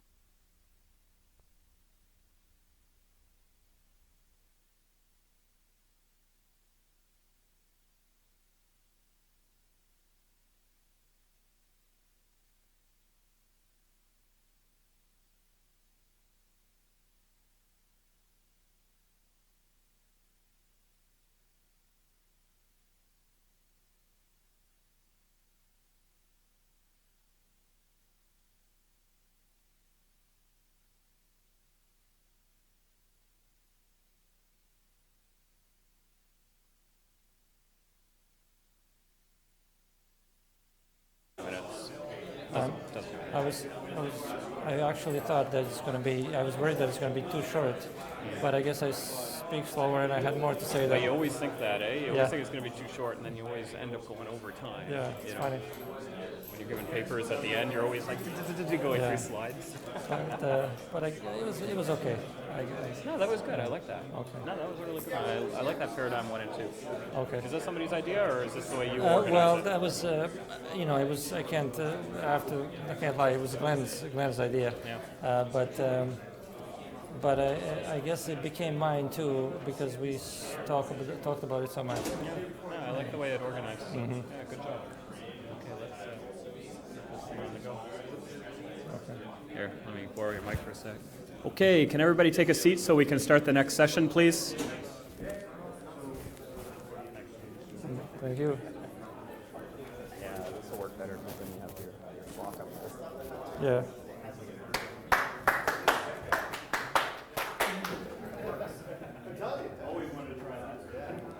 I like tennis better. Better than soccer.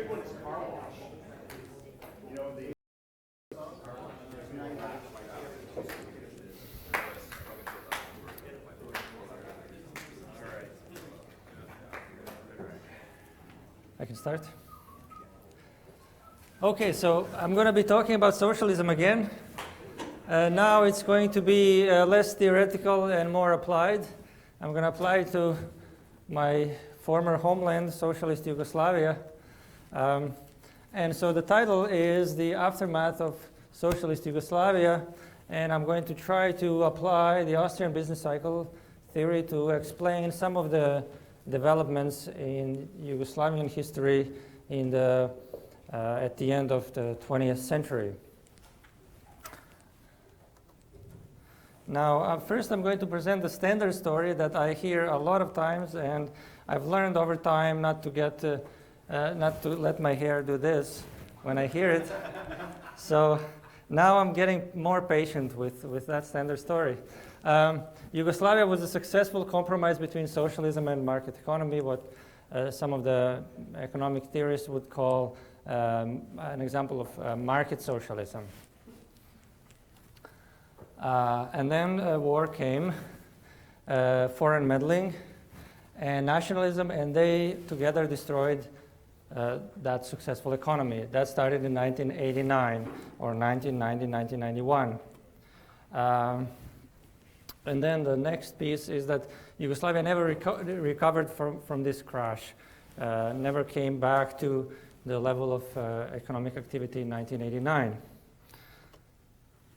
Now, my thesis is that these views are at least incomplete, if not wrong. Now, let's expand this thesis. So the expansion of the thesis would be that the seeds of Yugoslavia's economic bust were sown in the days of its highest apparent economic prosperity. Good old days. We're actually sowing the seeds of the collapse. Some of the main points. The actual bust started in about 1979. I hope that my birth didn't have anything to do with that, but it started happening then. It was preceded by 20 years of credit expansion, and we'll look at how that credit expansion looked like. And at the end of credit expansion, 1979, 1980, we could see the first signs of how that economy responded to the sudden end of the credit expansion. And we could call that the bust, the process of production pattern realignment. So production pattern wasn't aligned with, let's say, no debt or decrease in credit expansion. So there needed to be some adjustment to the production patterns. Now I'm going to give you a bit of a background just to understand that we had actually two Yugoslavias at least. We actually had three, but the third one was after 1991. That was smaller. It was composed of Serbia and Montenegro, but we're not going to talk about that one. So the first one was actually a monarchy, and it lasted from 1918 to 1941, and it was a bit smaller than the second one. You see that that part of Adriatic coast wasn't there. Italy had to give up that part after World War II. The little peninsula there, Istria. Now, the first one was a monarchy, had a smaller administrative units, and they didn't really correspond to national boundaries. It was mainly agricultural. About 90% of the economy was agricultural. Had modest growth. It grew not fast, but it grew. And let me go back a bit. Didn't have really trade deficits. And one interesting fact, actually, if you go back and try to see when Yugoslavia last had a suffixit, a positive trade balance, it was in 1939. Both Yugoslavias. The last year when Yugoslavia had positive trade balance, so that means it imported slightly more than it exported slightly more than it imported, was 1939. After that, it was always importing more than it was exporting, which meant it had to borrow some money. The second Yugoslavia was a socialist republic. It had larger federal units, 6 of them, and they generally were formed around national or ethnic boundaries, not exactly, but to a greater extent than the first Yugoslavia. It was mainly industrial after, say, late 60s, early 70s. So we see a big shift in the structure of production, maybe too big of a shift. Somewhat faster growth, but with ever-growing trade deficits. So the GDP was growing, but also the trade deficits were growing fast as well. Now, there's something happened to this map, to the letters. So I'm just gonna tell you where the federal units are. The labels are not really aligned. So the northernmost is Slovenia, then comes Croatia, then Bosnia in the middle. This bigger unit on the east is Serbia, has 2 smaller units. In the north we have Vojvodina. In the south we had Kosovo. Kosovo is now separated. Now, depending who you ask, it's a separate country or still a province of Serbia, but that's not important for this story. This is Montenegro, this is Kosovo, this is Macedonia. So those are all parts of the former Yugoslavia. They're all now living separate lives in terms of political life. I'll just skip. It's not too bad in terms of real unalignment, but anyway. So let's see. So the standard story again uses some of the data that we can see here. So if we look at the trend in nominal GDP, it was kind of going up at some sort of a linear fashion. And then we see 1990, it starts shooting down. And the standard story says, well, that's because of war and because we started fighting with each other. We didn't love each other anymore. And so that's why our GDP is going down. Now, so this is also part of the standard story, and basically describes that upward trend in the GDP. So let's see. So if we look at this part of the graph, the picture that I'll show would be shown to you in support of that part of the graph. So some people might show you this, and they say, see how we were building a lot, so we must have been prosperous. We built even more, so we were even more prosperous. We built, and we made some electronics and cars. This is Yugo factory, but all Fiat's models. Whenever people wanted to buy one of these, they opted for Fiat rather than this version. And there, everybody needs a Yugo. So those are, this would be shown to you as evidence of good old times. Now I'm going to try to show evidence that these good old times looked good, but weren't really self-sustaining in the long run. So it was a short run disequilibrium, we could say. So because one first indication was that it quickly became really bad. So it was really, really good, and then it quickly became really, really bad. So first of all, we had a lot of money, at least we had a lot of paper on which we had pictures that indicated that it was money. So this was if you read about this was the worst case of hyperinflation in history. It was even worse than the German hyperinflation after World War II. Zimbabwe, I'm not sure I think it's worse than Zimbabwe as well. So this is the worst case. I don't know how much money, 500 billion dinars. Okay. Now these guys, some of them are retired people or people without income. So this is a truck with bread, and so he's not even giving them bread like this. He's just throwing, and there's no way that the bread falls on the ground. Somebody catches it while it's flying. So there's a video of this. It's somewhat hard to watch, but it's not happening anymore, so that's good. And this is funny. If you know Serbian and if you know Cyrillic, this says this is a former theater, and this is the Wizard of Oz play. It was supposed, I guess, playing at that time or sometime before, and so it was surreal to see this bread line and that title. Okay, so after the collapse, the standard stories would say that the collapse started in 1990 and then things went bad. Well, they didn't go bad for too long.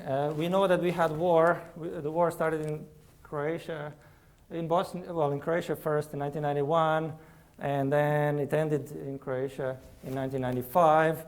It was done in Bosnia as well in 1996. So the war was done, and as soon as the war was done, as soon as the war was at its end, things started picking up, and they were kind of getting better, and then Serbia was bombed in 1999, so things were getting worse. Now I have to give a brief explanation how this is Yugoslavia. This is the sum of all the previous republics, adding it up because their statistics weren't aggregated after 1991. I had to do that myself. But now, then, after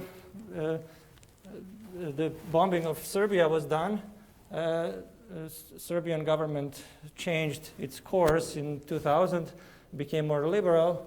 The other governments changed a bit as well, and then we see things picking up. Now, we might argue that they're maybe picking up too much, and maybe it's part of the global bubble that was happening, but things picked up, and they are still above that line now. No, so that's part of the sort of evidence that Yugoslavia, or its parts, did recover. It did reach 1989 level. Now, you might say, well, this is nominal GDP. So maybe if we look at real GDP, we will get different numbers. So let's look at real GDP. So this was the real GDP. And so one thing that we can see is actually it peaked in 1979, real GDP. And then everything went wrong after 1979. So it didn't peak actually in 1989. It peaked 1979.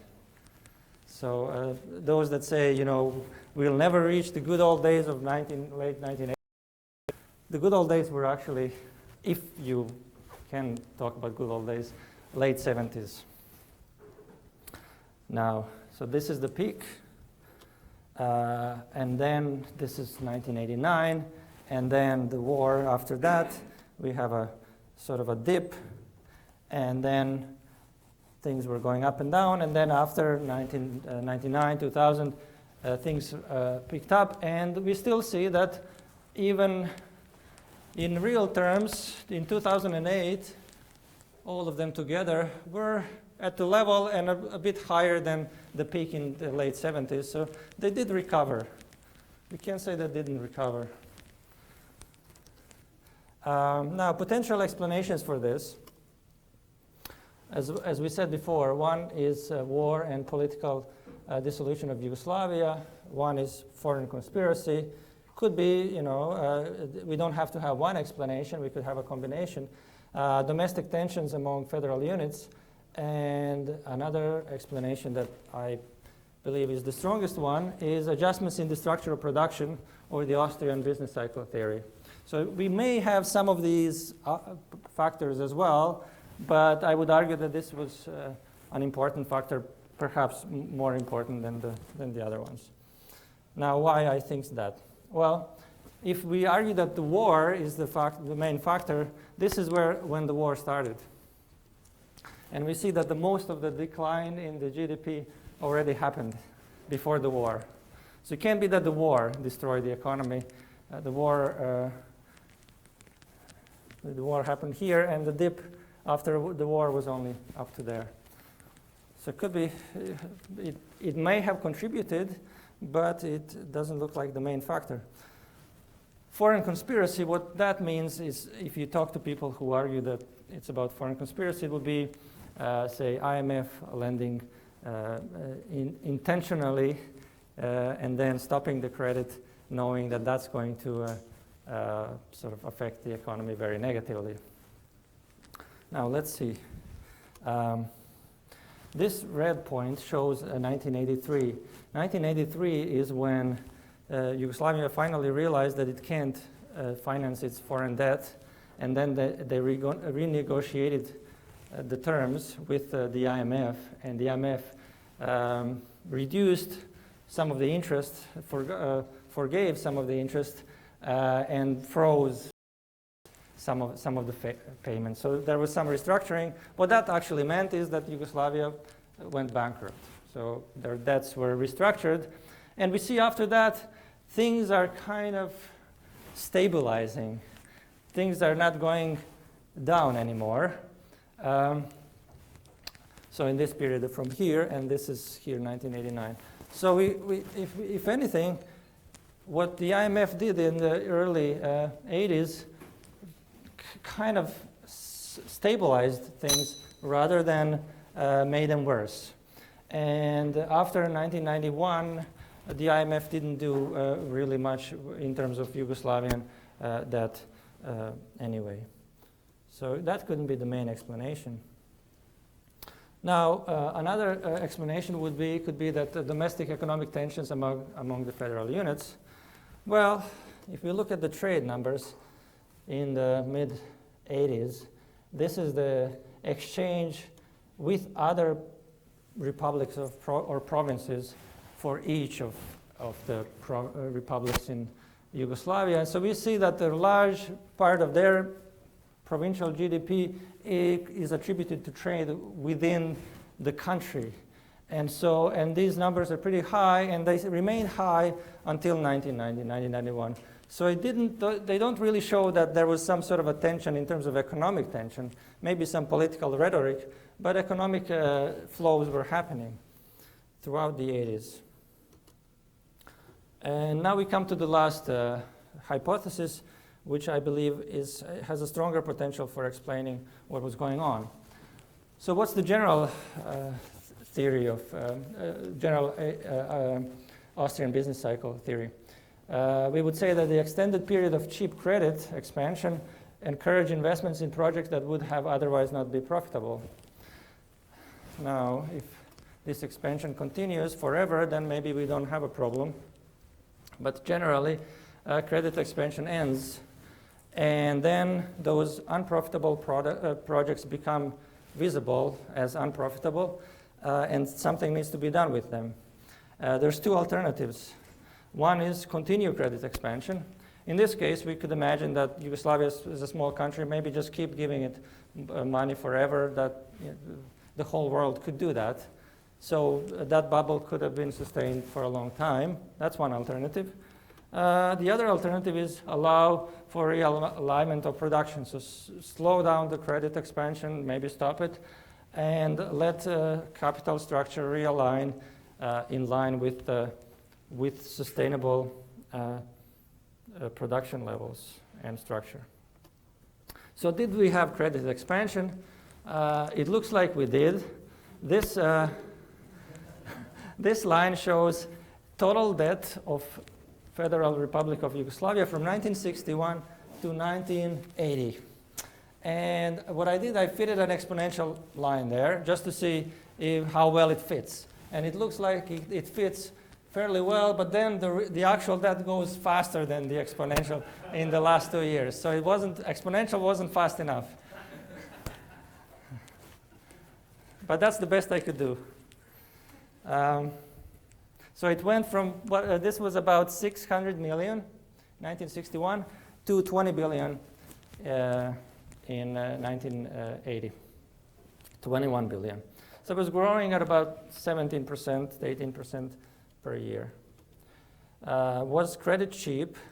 Well, let's see a few quotes. According to the banking legislation from the 1970s, in force up to the end of the 80s, the main objective of commercial banks was not to maximization of profits, but the provision of financial resources to the enterprises. So that was the main purpose of banks, to give money to enterprises, to factories, called the founding members, and to give those resources at minimum cost. So to give money to factories that will invest that money at minimum cost. Then we have, under this arrangement, workers in each enterprise are permitted to appropriate the surplus normally allocated to owners and to make accumulation decisions. So these worker-managed enterprises. Factories were nominally managed by workers, by the employees. There's no owner. They get together, they have councils, they vote on different decisions.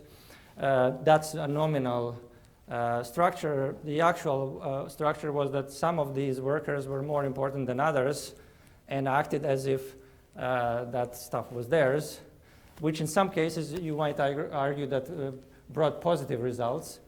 But in general, these workers had the right to appropriate surplus profit and then invest that surplus profit. But they had no right to retain individual or marketable rights over the assets of the factories. So if they can appropriate surplus profit and invest it where they want to, they would probably invest it in places where they can retain those assets.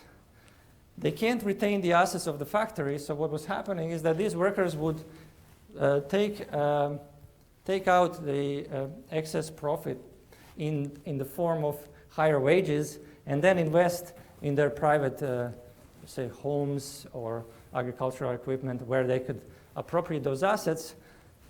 So what was happening is that there was first malinvestment, so investments in projects that weren't profitable, but then underinvestments in pretty much all the publicly owned assets. So there was two things happening at the same time. So how profitable were these projects that investments were made in? I've got two graphs. One shows the total debt that you saw before. That's the green line. It's going up. And then we have the purple line, which is a cumulative trade deficit of the whole country. And we saw it's going faster than the external debt. Now, why I show these two is because it turns out that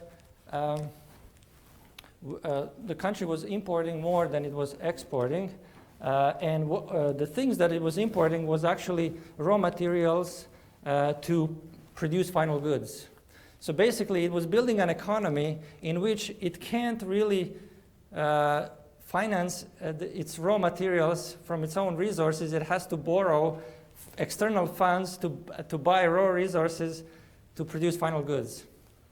So this indicates that if these loans stop, raw materials will stop, and whatever the factories were using those resources won't be able to function if loans stop. Now, this graph shows some of the growth rates in productivity in different industries.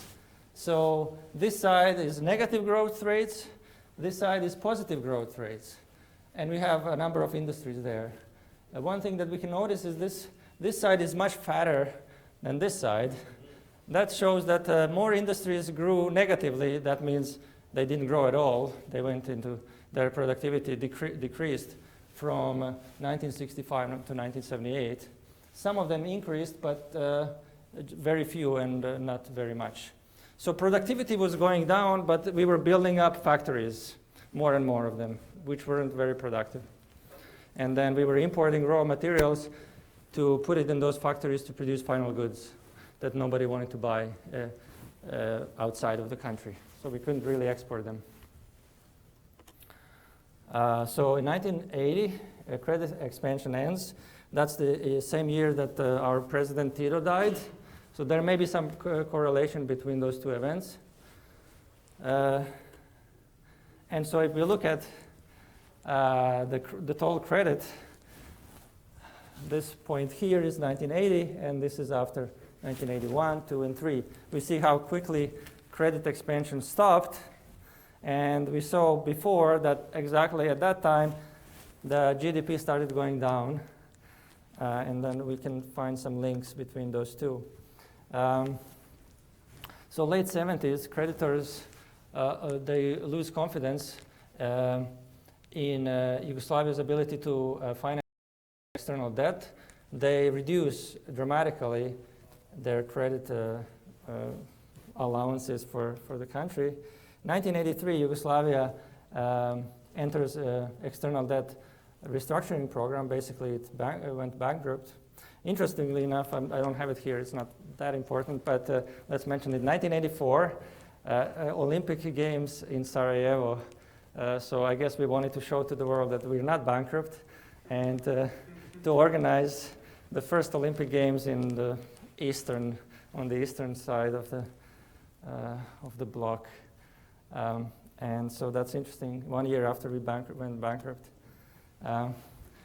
Yugoslavia received $6 million in additional financing in 1983, $300 million in 1988. $1.8 billion was written off. So it ended up with 28 billion by the end of the 80s. So nothing was actually, they weren't repaying anything back, but they weren't getting anything. They were getting some funds, but not much. So nothing was being repaid.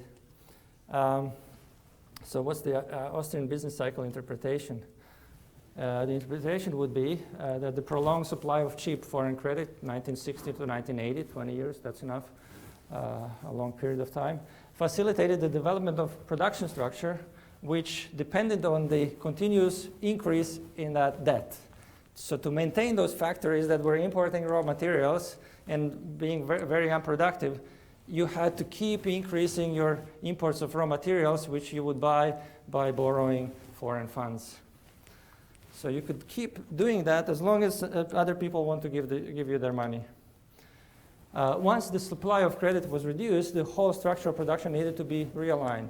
It doesn't mean that everything needed to be destroyed, but a realignment had to be made. A readjustment had to be made. Now, what the name that we would put to that recombination or realignment process would be the bust. Now, what was happening in the 80s, the bust is not very politically attractive to politicians, especially if they want to tell that, if they have to tell that to the people. So they avoided as long as they could to tell to the people that something needs to be done. And that lasted until 1989, until I guess they found a better way of resolving the economic crisis by starting a war. Now, did anyone notice this before it was too late? It would be untrue to say that no one noticed. There were economists, non-Austrians, different kinds of paradigms, who noticed that things weren't going quite right. Some Yugoslavians, some foreign warned, but people didn't believe them that much. And one of the reasons why people didn't believe them is that there was no clear evidence of those claims, no clear evidence of misaligned production. One of the reasons is because there was no capital prices, there was no capital markets. Allocation of capital was politically governed by authorities. And so there was no capital prices to show that things are starting to go wrong, to infer from those prices. Buying and selling of collectively owned resources was not allowed. So there was no signals from the capital markets because there was no capital markets. Then there was a lack of mechanisms for adjustment. If any readjustments in the capital structure needed to be made, the institutional structure was such that had to go through the municipal, then provincial, then federal decisions of the governments, right? So if some factory needed to be closed or the output reduced, that had to go through all the hoops of bureaucracy, and then maybe something would be changed. So that was a very clumsy system for that sort of adjustments, even if someone wanted to implement the perfect readjustment of production. Now, there are some objections to this story that I received over time from different people. And one of them is, but the external debt was only 20% of the GDP at that time, of the GDP. Now, that's okay. It's only 20% of the GDP, but the theory here is that GDP depends on continually increasing the debt. So it may always be 20%, but the growth of your GDP depends on your debt growing to always be 20% of it. If you stop that debt, the structure of production can't sustain your GDP. Your GDP is going to start going down. That's one argument. The other one is we don't actually have clear statistics on the Yugoslavian GDP. As we know, there was no capital markets or capital prices, so it's kind of hard to calculate GDP without having all the prices or most of the prices that we need for the GDP statistics.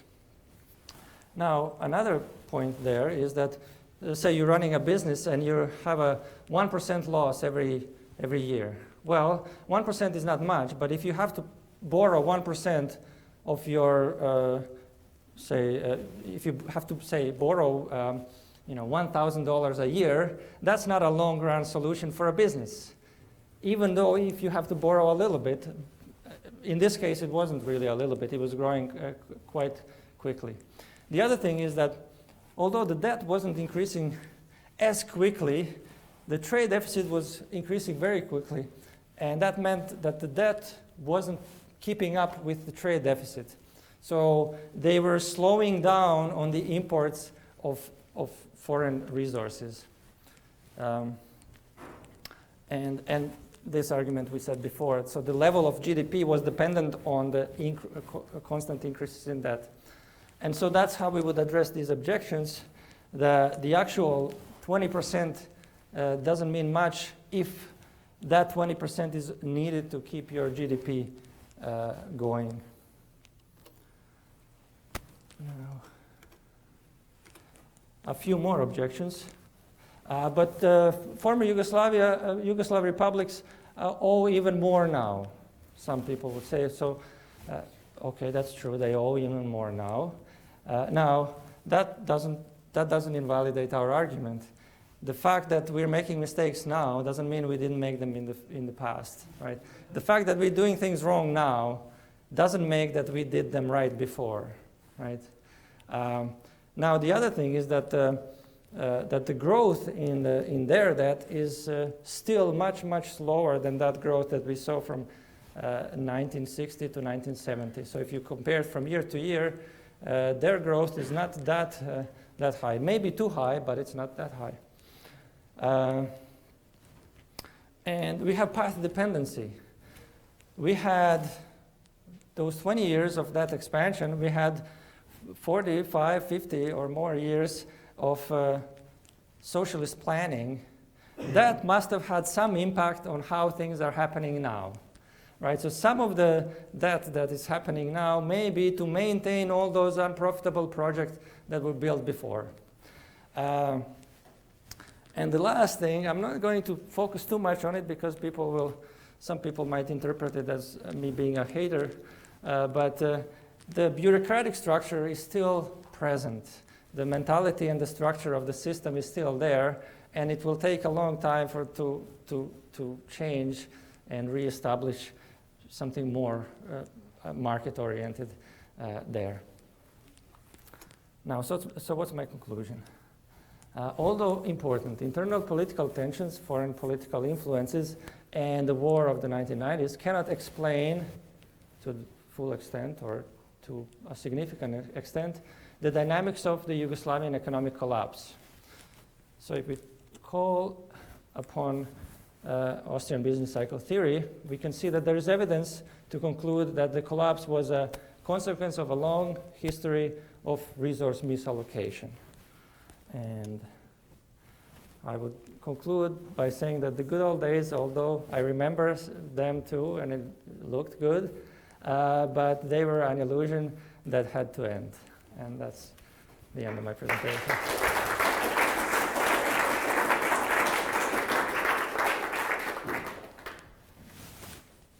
Yes. I'd like to ask, you alluded to the idea that Tito, when he died, some people suggested that allowed for the unraveling of the glue that held the country together. Mm-hmm. Does that make any sense to you? Some people argue that he was the glue that was holding the country together. I think that to some extent that's true. There's a lot of theories and explanations. Something that we can see there was a collective, psychology related to Tito. And the people saw him as a special figure. And when he died, not everybody, but most people, it was strange. Grown-up people cried when he died. Most of them. There was people walking in the street crying. I saw those movies. So it was something specific there. Now, if we look at those economic figures, there may be some political tensions happening after 1980. But in terms of economic exchange, not much was changing. So these republics were still trading the same as they did before. It's just that the rhetoric changed a bit. And so that might have simply been sort of a political, how do you call it, political games to play with the, your own population for support. So there is some disconnect between what was happening economically and what was happening politically. Isn't this exactly what happened in Venezuela?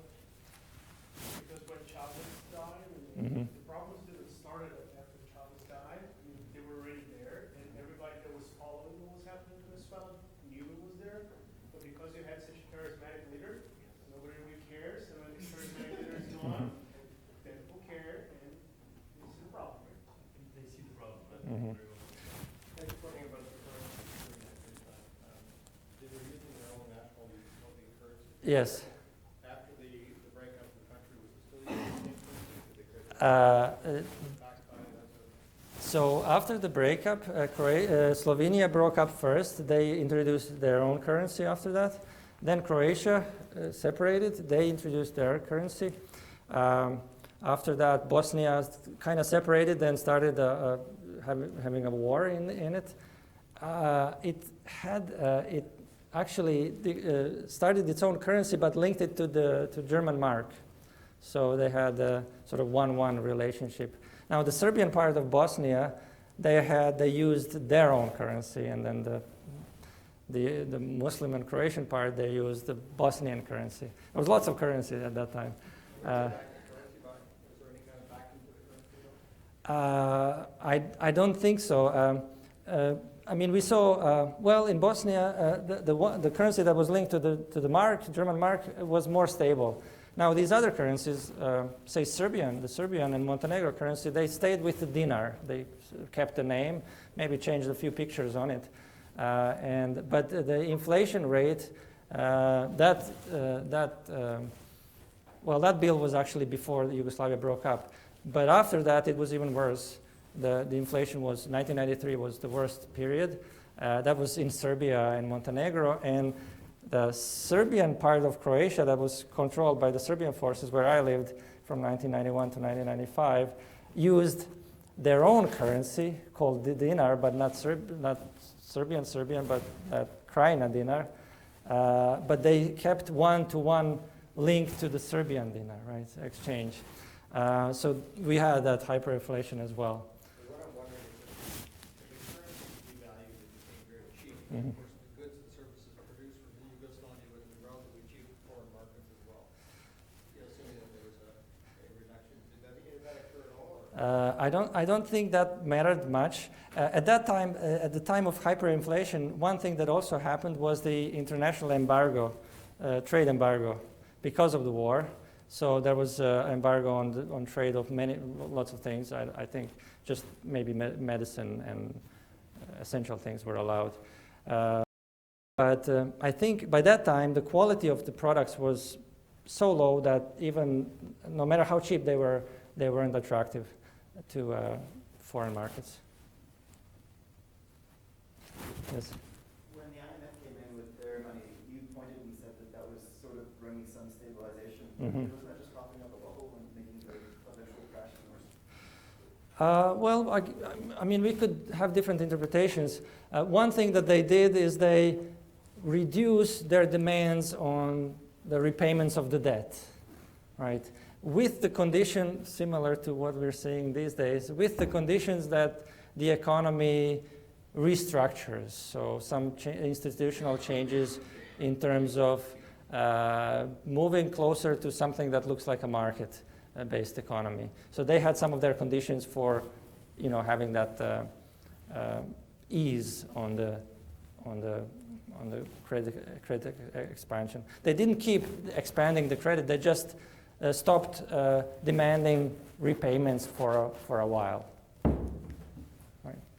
Okay. About 20 years ago, I was down somewhere visiting a think tank in the U.S., and they had some interns that they had brought in from a former communist country, and I don't remember whether it was Yugoslavia or not. But they found that when the interns were doing, various, even menial menial tasks, like, collating papers or something, they didn't have the same entrepreneurial spirit that they would expect in American interns. So for example, if they were collating 6 pages and they ran out of page 3, they would just sort of stand there waiting for somebody to bring them some more page 3s instead of doing something. I just wonder, was there sort of a culture like that because there was no opportunity to be entrepreneurial? Was there a culture that developed where people just didn't have, knew how to do it? I think there's something there. There's part of popular culture, there's this saying that people will say, you can't pay me that low. The amount of work that I can shirk can be always lower than the wage that you give me. Right. So the wages weren't, well, at some point they were okay, but they weren't for the, let's say in the 80s, they weren't that great. And people either had lower wages or they were late. And so one of the ways they thought they would combat that is if you're going to pay me a little, I'm going to work even less. Right? So that was one sort of manifestation of the culture. But I would say that there is something to that story where entrepreneurial spirit didn't have the environment. Right? There was some allowance for small business. 5 or 10 employees, and you could have a farm with up to 10 acres of land.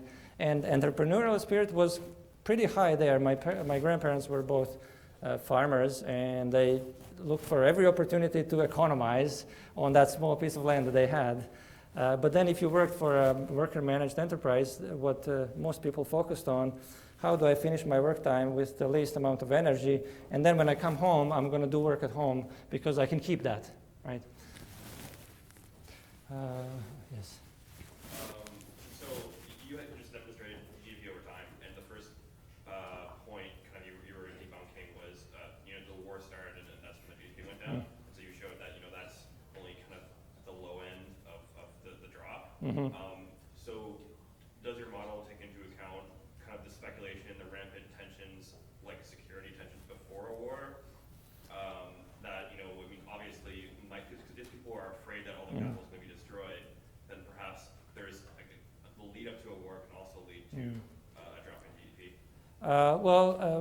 I would say that my model doesn't really account for that. One comment that I could give there, and that's partly anecdotal or my experience, up to say 1989, if you maybe high-level politicians were anticipating something, but if you talk to average everyday people, even a few months before the first conflict started, even when the first conflict started, they said, "Oh, that's just these crazy people doing crazy stuff.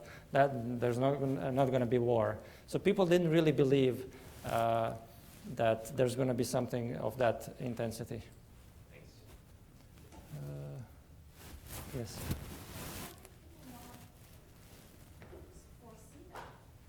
That's an excellent question.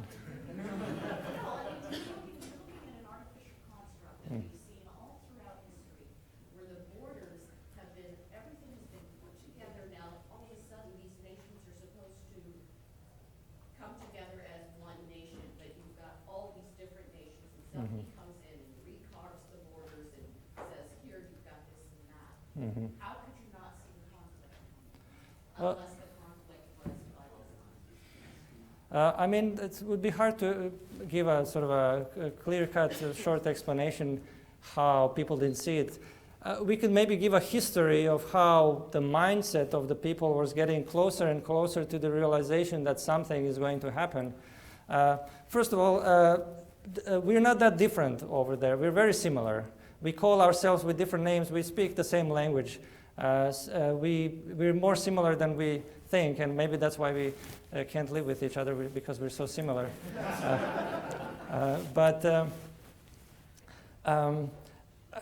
I do have some preliminary explanations why people didn't see it. So, one of potential explanation, they didn't want to see it. It's painful to expect something like that. So you try to deny it as long as you can. The other thing, it's actually now most people there, well, I can't say most, but a lot of people there, I don't know if it's most, but a lot of people there think it was a mistake, that the war was a mistake, that they were cheated into starting it, and they were led to believe that they're going to benefit from it and that their livelihoods are threatened by someone when they weren't. Now that there's that side of the story, that actually war was an irrational thing to do. Actually, I'm going to cut off Q&A just so we can take a break here before Walter Block in the final session. So thank you. Thank you.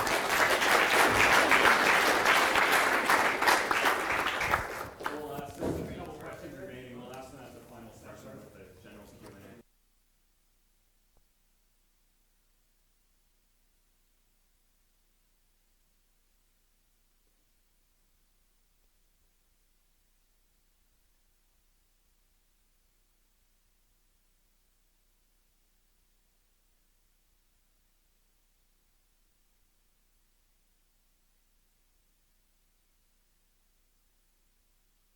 Or not, I'm going to start because I have a lot to talk about in only 45 minutes. And it takes a while for you people. I'm sorry, should I speak louder? They changed the thing.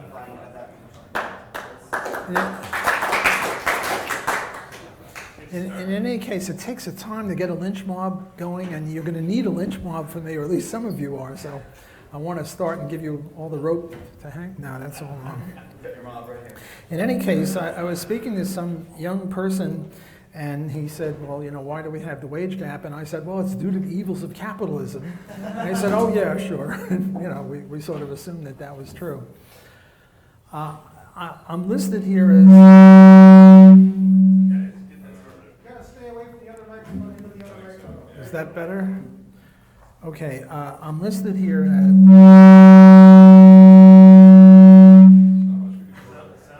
See, they don't want me to speak on this subject. It's very touching. Maybe take this out. Is this better? It's because we have to crank your mic so loud, it's hearing the speaker and just... Well, maybe you shut this one off, and I'll just use this. We can, but I don't know that it'll help. Why does this only happen with me?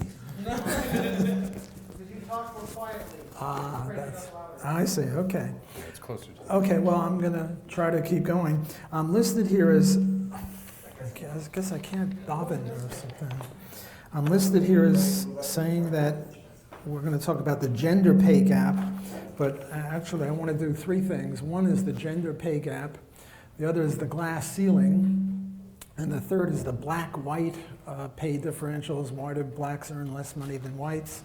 So let me start in on the male-female pay gap.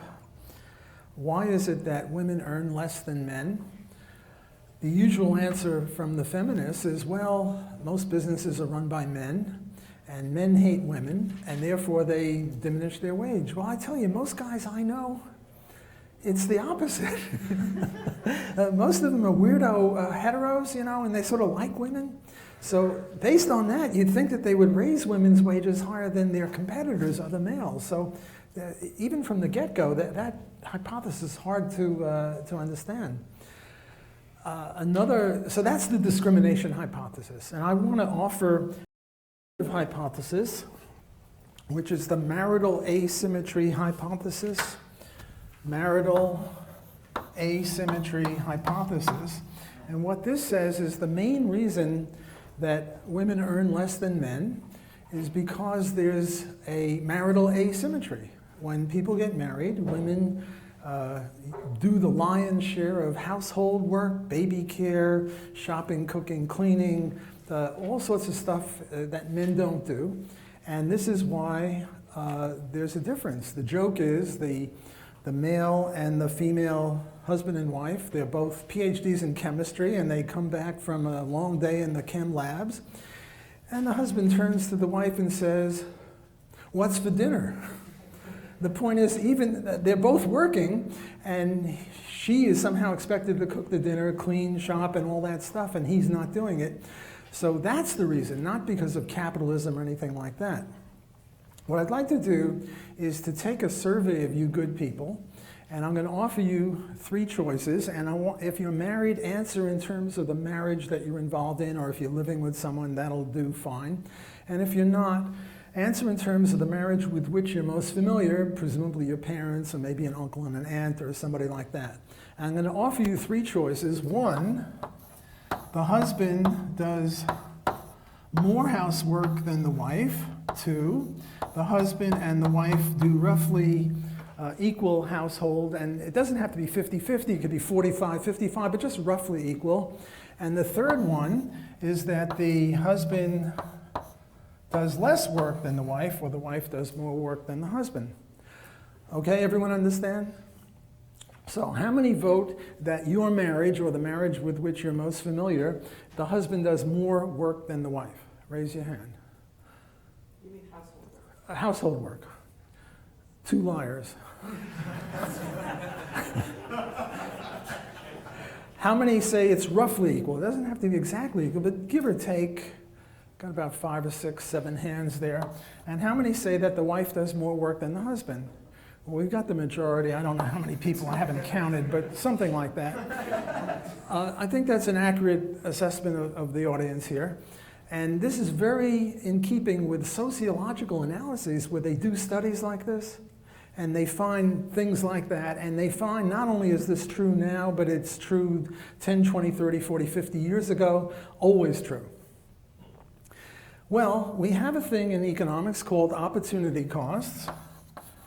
And what opportunity cost means is that whenever you do anything, you do it at the cost of not being able to do something else as well as you could have done it had you not been doing the first thing. So for example, it's no puzzle that, what's his name, the runner, Usain Bolt, who now has the world's record, he must have a jet engine somewhere in his body. I mean, he really moves 9.5 in the 100. That's like preposterous. But it's no accident that he's probably a lousy cellist. Why is he a lousy cellist? Because he didn't have time to play the cello. In order to be a good runner at that level, you got to work at it. You got to work at your start. You got to work at your upper body strength, your lower body strength.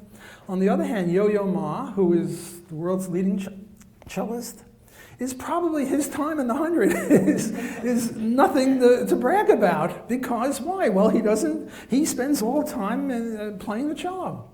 And he doesn't work at that. And it's the same thing with anything. Whenever you do anything, you do it at the cost of not being able to do something else at all, or at least not as well. So it shouldn't be any big puzzle that women who are doing the lion's share of household work have to do it at the cost of not being able to do something else as well. And that's the marital asymmetry hypothesis explanation. Notice I say it's a hypothesis. This is not praxeology. This is an empirical science. Austrians are into empirical sciences too. We just believe that there are some things that are lawful, but there are other things that are hypotheses, and this is one of them. So this is why women earn less than men, because they get married, and when they get married, they take upon themselves, presumably voluntarily, the lion's share of the household. And it's not just the lion's share of the household, there's a whole bunch of other stuff that's involved. For example, when there's a husband and wife and they're both working in Toronto and they're both making a good salary, and now one of them gets a great job offer in Vancouver, and the other one, the trailing spouse, will just have to take what he or she can get. Where are they more likely to go from Toronto to Vancouver? If it's the husband that's got this great offer and the wife will have to take a reduction in salary? Or if the wife has the great job and the husband will be the trailing spouse? Well, the statistics show that it's obviously true that they'll move if the husband has the better job. Why?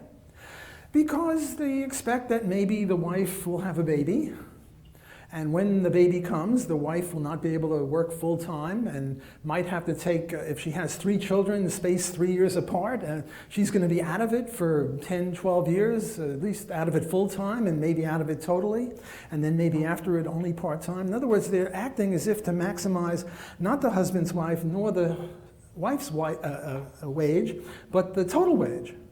and they see the husband as the prime candidate to make money, so they're acting rationally in that sense. And similarly, the wife is more likely to go into what they call a pink collar job, where human capital doesn't atrophy as fast. Because if you're going to have 3 children spaced 3 years apart, by the time the youngest one is able to, stay on his own, maybe in the 2nd grade or 3rd grade in school, well, if you're a chemist or a computer person or, I don't know, an astronomer or somebody like that, and you're out of it for 10 years, well, you're going to lose a lot. Whereas if you're in teaching 2nd grade schooling or being a nurse, you lose less. So there are lots of reasons other than just household work that indicate that women should have a lower salary and that it's rational and there's nothing untoward. It's not evil capitalism discriminating against women. Not that discrimination is wrong, but that's a whole libertarian issue. I'm just trying to stick to economics now. Now, there are 2 proofs or 2 evidences of this. One is a logical proof, which is praxeological, and the other is empirical.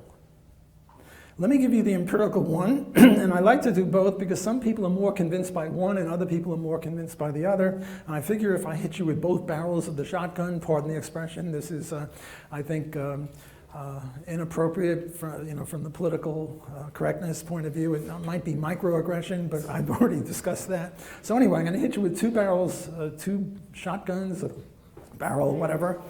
And one of them is empirical and the other is logical. So what's the empirical?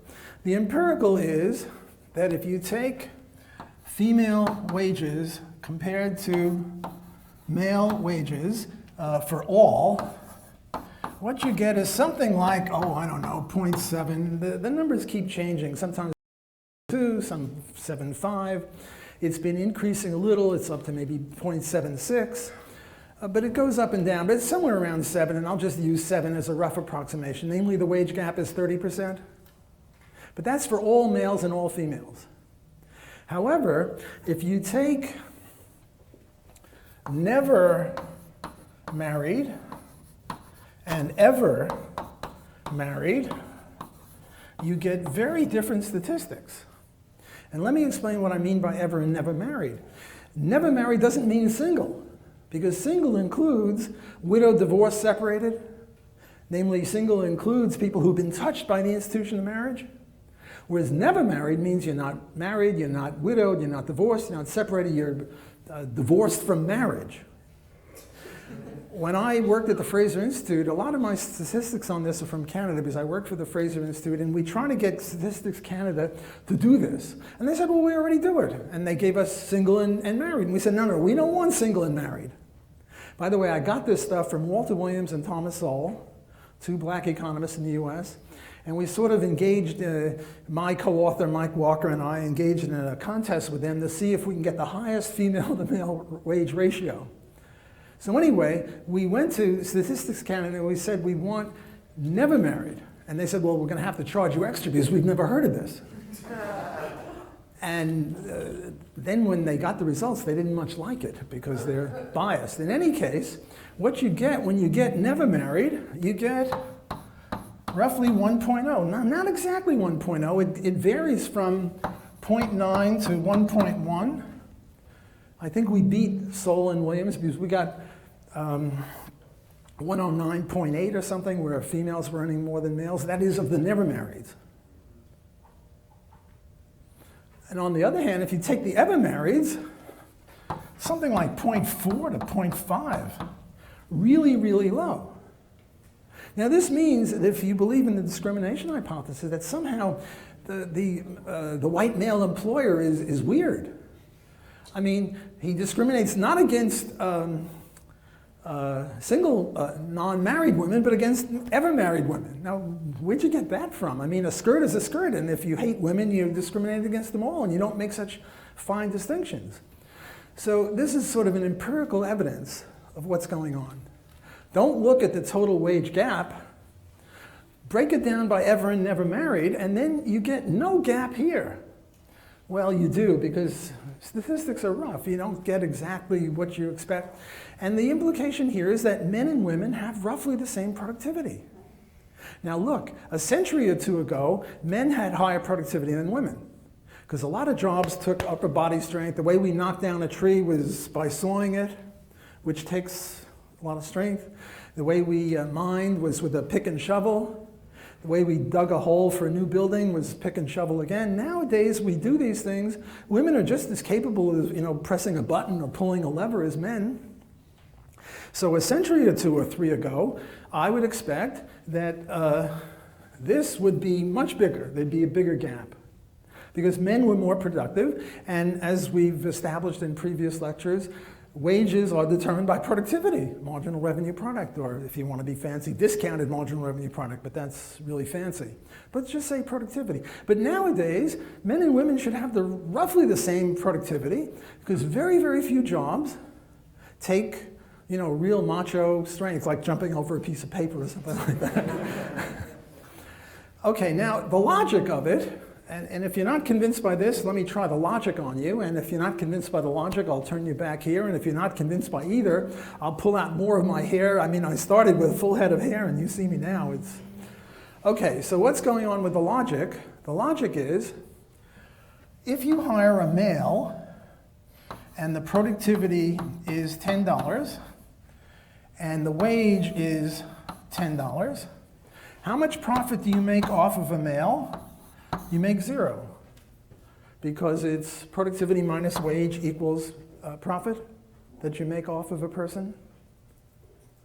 And that's okay, in equilibrium, profits are 0, fine. But if you hire a female who has equal productivity of 10, but is making a wage of 7, why 7? Because I'm assuming the wage ratio is 7, so you get $7. Well, now you make a profit of 3. Now, how is this going to last? How is this equilibrium? How is this going to endure? What it means a lot of craziness. It means that if you go into an industry where there are a lot of men in it, construction, steel making, things like that, you'll make lower profits than if you go into an area where there are a lot of women in it.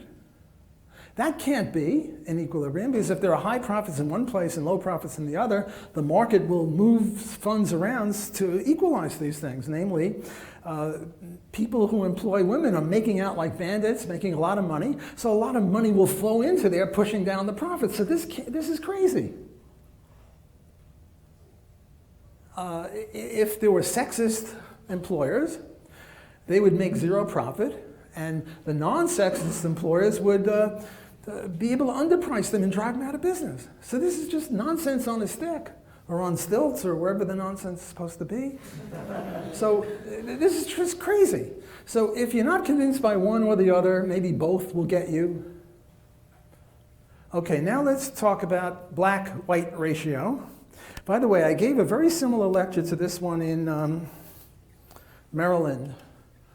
A sister organization, a sister university of mine I'm at New Orleans, Loyola, New Orleans. I went to Loyola, Maryland. Tom DiLorenzo invited me there, and I gave roughly this speech. And afterward, it really hit the fan. Everybody was angry at me, racist, sexist, pig, oink, oink, oink, the whole business. And the people who were criticizing me had never come to the lecture. The president of the University of Maryland, Baltimore, Loyola, Maryland, was outraged that anyone would say this, and he was apologizing for having invited me. And then my own university, they started in on me, Block is a disgrace, he doesn't represent Loyola values.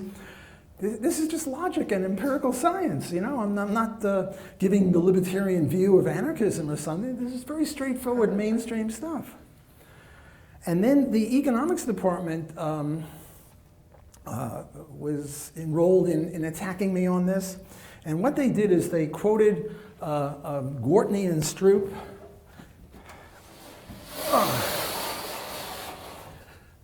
Gortney happens to be, they wrote a textbook. And Gortney is a co-author of mine on this rating economic freedom stuff, which I started when I was at the Fraser Institute. Even though Mike Walker tries to take credit for starting it, I was the one who started it. So anyway, Gortney was my co-author. You'd think he'd be my buddy. So what the economics department at Loyola Maryland did under the guidance of their president is they showed some sort of econometric analysis of the wage gap. So you had, I don't know, male. The usual format is A plus BX plus B2 X2 plus an error term. And what they had here was, say, being a female versus male, and here is the wage, and here you had some sort of term there. And then it's the constant in econometrics. I'm not into this, so it's the constant in the econometric equation. And what they found was that there was a negative relationship between being a female and wages. So this was a minus thing, and which would indicate the fact that women earn less than men. And then they had an error term, and in the error term there was a significant error term, and Gortney and Stroop attributed this to discrimination, which is preposterous. The error term means error. Namely, you don't know what it means. So I wrote to Jim and I said, "You put this in your textbook? What's up?" And he didn't write back, which is problematic. I mean, scholars are supposed to be seeking after the truth, and if I write a textbook writer, or if you write me and you say that there was an error in something I wrote, I'm going to write back and say either you're wrong or thank you for correcting me, because we want to get at the truth. And when scholars or students write to each other and say, well, I see an error in your thing, the propriety is to at least respond. And especially if they're your bloody co-author, you'd think they would respond, but they didn't respond. And the case against me was based on this stupid thing that the error term equals discrimination. There ain't no discrimination. If there's any discrimination, the market weeds it out. Profit and loss and discrimination are opposites. Because if there is discrimination, it means that there's a profit opportunity for somebody to undersell or underbuy or whatever it is, someone else, which weeds out the discrimination, because the discrimination opens up this profit opportunity, as I've indicated right over there. Okay, now let me talk very briefly about the black-white differential. There's no discrimination there either. Of course, we can't talk about the marital asymmetry hypothesis. That wouldn't apply. No, it can't. Sorry? No, it can't be less free. Sorry? It's a bad joke. Well, I suppose people are changing sexes, but I don't think blacks are doing it more than whites. The people I know are Deirdre McCloskey. And, well, let me continue on here.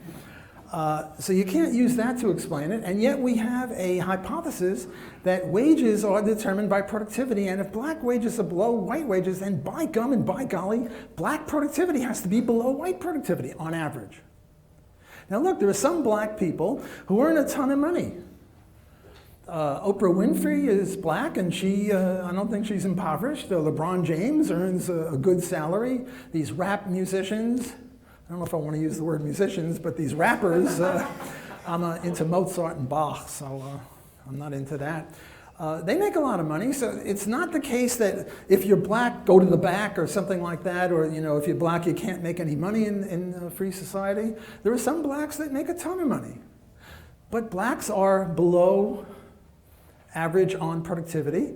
Otherwise, how do you explain for the lower wage? Look, I can turn this around and say instead of females, this is black, and instead of males, this is white. And if it were true that blacks and whites had the same productivity and were paid less, then everyone would want to hire a black, which would increase the black salary. So it can't be. So now I started talking, and this is where I really got in trouble with the forces of political correctness. I started saying, well, why do blacks have lower productivity? And I said that there are two main hypotheses, and as an economist, I'm not competent to distinguish between them, to say which is more true. Maybe one is all true, the other is all false. Maybe there's a little truth in each. And one is politically correct, and the other is not politically correct. You'll be shocked. Well, the politically correct one is it's a vestige of slavery, and it's a vestige of Jim Crow, and it's a vestige of hanging black people during the 30s, maybe not so much in Canada, but in the US, especially in the South, lynching. And it's a product of poor schooling, and now I'm going to get into some politically incorrect stuff. So that's one hypothesis.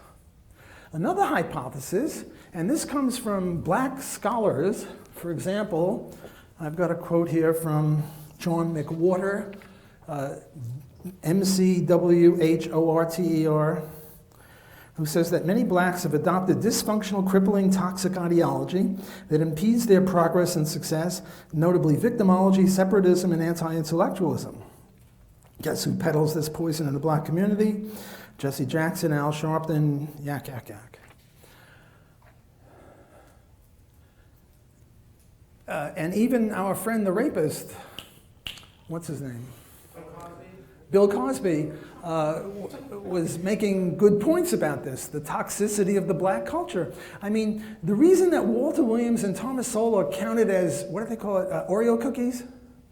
Namely black on the outside and white on the inside, is because if you're black, you're supposed to be a socialist.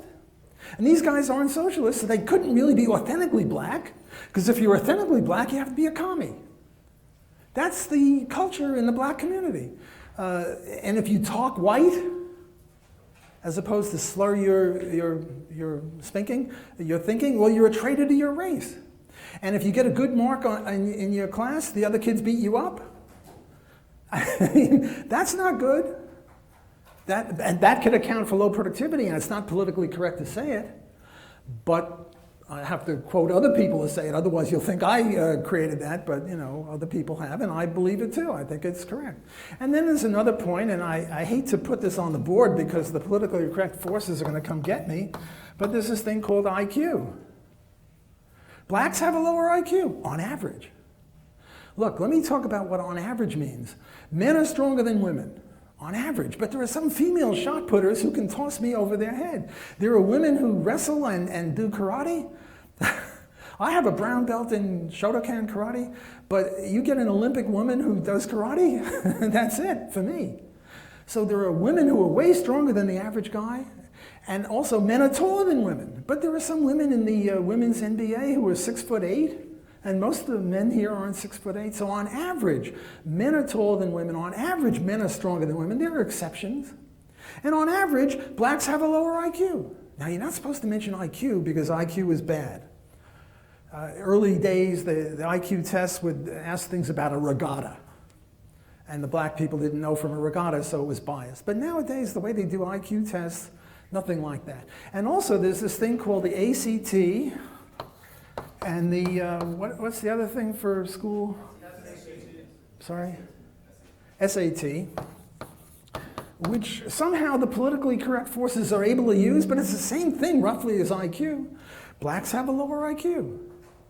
Why? Well, there are interesting theories about this which take us way off the realm of economics, and I'm not really competent to say, but there are various theories, sociobiological theories that if you lived in Africa, the living was easy. You didn't have to be cooperative that much, whereas if you lived in northern Norway, you had to be very cooperative because if you weren't, they wouldn't let you hunt with them, and you needed 20 people to get the elephant or whatever they were getting there, whereas in Africa, you didn't. But this is all speculative. I'm not an expert on this, so I won't defend this, but I'm just offering this as hypotheses that people brood about. And as academics, as intellectuals, it behooves us to be aware of all sorts of things, not just what is politically correct. Okay, the third thing I want to talk about is the glass ceiling. What's the glass ceiling? The glass ceiling is this idea that women can only go so far up the hierarchy. And then there's a ceiling, and they can't get through the ceiling. Or very, very few women can get through the ceiling. So instead of maybe a ceiling, maybe it's a mesh, where only a few women can get through. For example, how many heads of state are there in the history of the universe? Well, we can count them on the fingers of one hand. Golda Meir, Margaret Thatcher, Indira Gandhi, the woman from Germany. I think there's one or two from South America, and that's about it. Maybe 5 or 10 at the most, prime ministers, premiers, presidents. Maybe Hillary will make it. I'm sorry? Kim Campbell, right? We can't forget our homegrown Kim Campbell. She was prime minister for a couple of weeks, but she's on the list. But now I've mentioned pretty much all of them. And maybe I forgot one or two, but every other president or prime minister is a man. And then take other issues like Nobel Prizes. And I'm not talking about Nobel Prizes in literature, because God knows what their criteria is, so subjective. But take Nobel Prizes in chemistry or medicine or even economics. We just finally had one woman win it in economics, Eleanor Ostrom. But other than that, she was the first one. And the Nobel Prize in economics has been given out for, I don't know, 50, 60, 70 years, something like that, and she's the first one. So it's a glass ceiling that women can only get so high, and that's it. Another one is grandmasters in chess. Very, very few women. Before the Polgar sisters, there was one woman, and she was ranked 400th, and I think they ranked the first 500, but then the Polgar sisters came, 3 women from Hungary, and one is ranked about 400th, and the other is ranked about 200th, and Judith Polgar is ranked around 33rd, which means she can kick the crap out of all of us and spot us a queen and a rook or two, but still, there are only 3 out of 500. So these are all examples of the glass ceiling. That somehow there's now this isn't capitalism or a free enterprise. I mean, what's that got to do with chess? And you can't say, well, girls are told not to play chess. I don't think so. I'm not sure. Maybe girls are told not to play chess. I have a daughter who taught her to play chess along with my son. Neither one took to it, but what the heck. Okay, so these are all examples of the glass ceiling. So why do we have the glass ceiling? The reason we have the glass ceiling has got, again, nothing to do with discrimination or capitalism or free enterprise or anything like that. Rather, what it's got to do with is bell curve, and I'm going to put good. Why? The chalkboard is evil. I got to write like this. Okay, so I'm going to put good and bad here, and this is the frequency distribution, and I'm going to draw the male and the female frequency distributions. I'm going to draw them purposefully accentuated to show their difference. And here is the male frequency distribution. And here is the female frequency distribution. And notice that the mean is about the same, and there are debates as to whether women or men are 2 or 3 point IQ points ahead of each other. An indication for this might be IQ. A lot of this stuff I'm getting from Charles Murray and Richard Herrnstein, the bell curve, although I'm applying it to male and female, and they didn't. But notice that the standard deviation of males is very big, or the variance of males is very big, whereas the standard deviation of women is very narrow. Namely, women are clumped in the middle. Most women, within a standard deviation or two, are covered, whereas men are all over the lot. The way I like to say this is that men are God's or nature's crapshoot. You get some very, very good men, and you get some very, very bad men. Whereas women are God or nature's insurance policy. Namely, they're all pretty good. There are very, very few that are horrible, and then again, there are very few people that are geniuses. So for example, let's look at this end of the spectrum. Over here, we have mental institutions. You go to a mental institution, and who do you find? You find this many men and that many women. Namely, it's all men, virtually. There are a few women. You go to homeless. Who's homeless? And I'm taking mental institutions and homeless as an indication of bad or lower IQ or infelicity or inefficiency or ineffectiveness or something like that. Another one is, I've got a list here. Where did I put my list? Can't find it. Oh, here it is. Prison. Go to prison.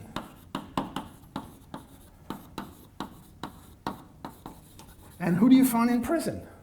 The U.S. has got the most prisoners per capita. No, I think even the most prisoners, not even per capita, but the most prisoners absolutely. More than China, more than Russia, more than, I mean, we're number one. We Americans, we're proud of, we got a lot. But who do we put in prison? All men, virtually all men, very few women. I used to visit Mark Emery, the Prince of Pot, because he was put in prison in Mississippi, not too far from me in New Orleans. It was a men's prison, but there were 3 prisons, and they're all men. I suppose they have a women's prison somewhere, but very few. Cemeteries, this is now true. It wasn't true 50 years ago when you had women dying in childbirth.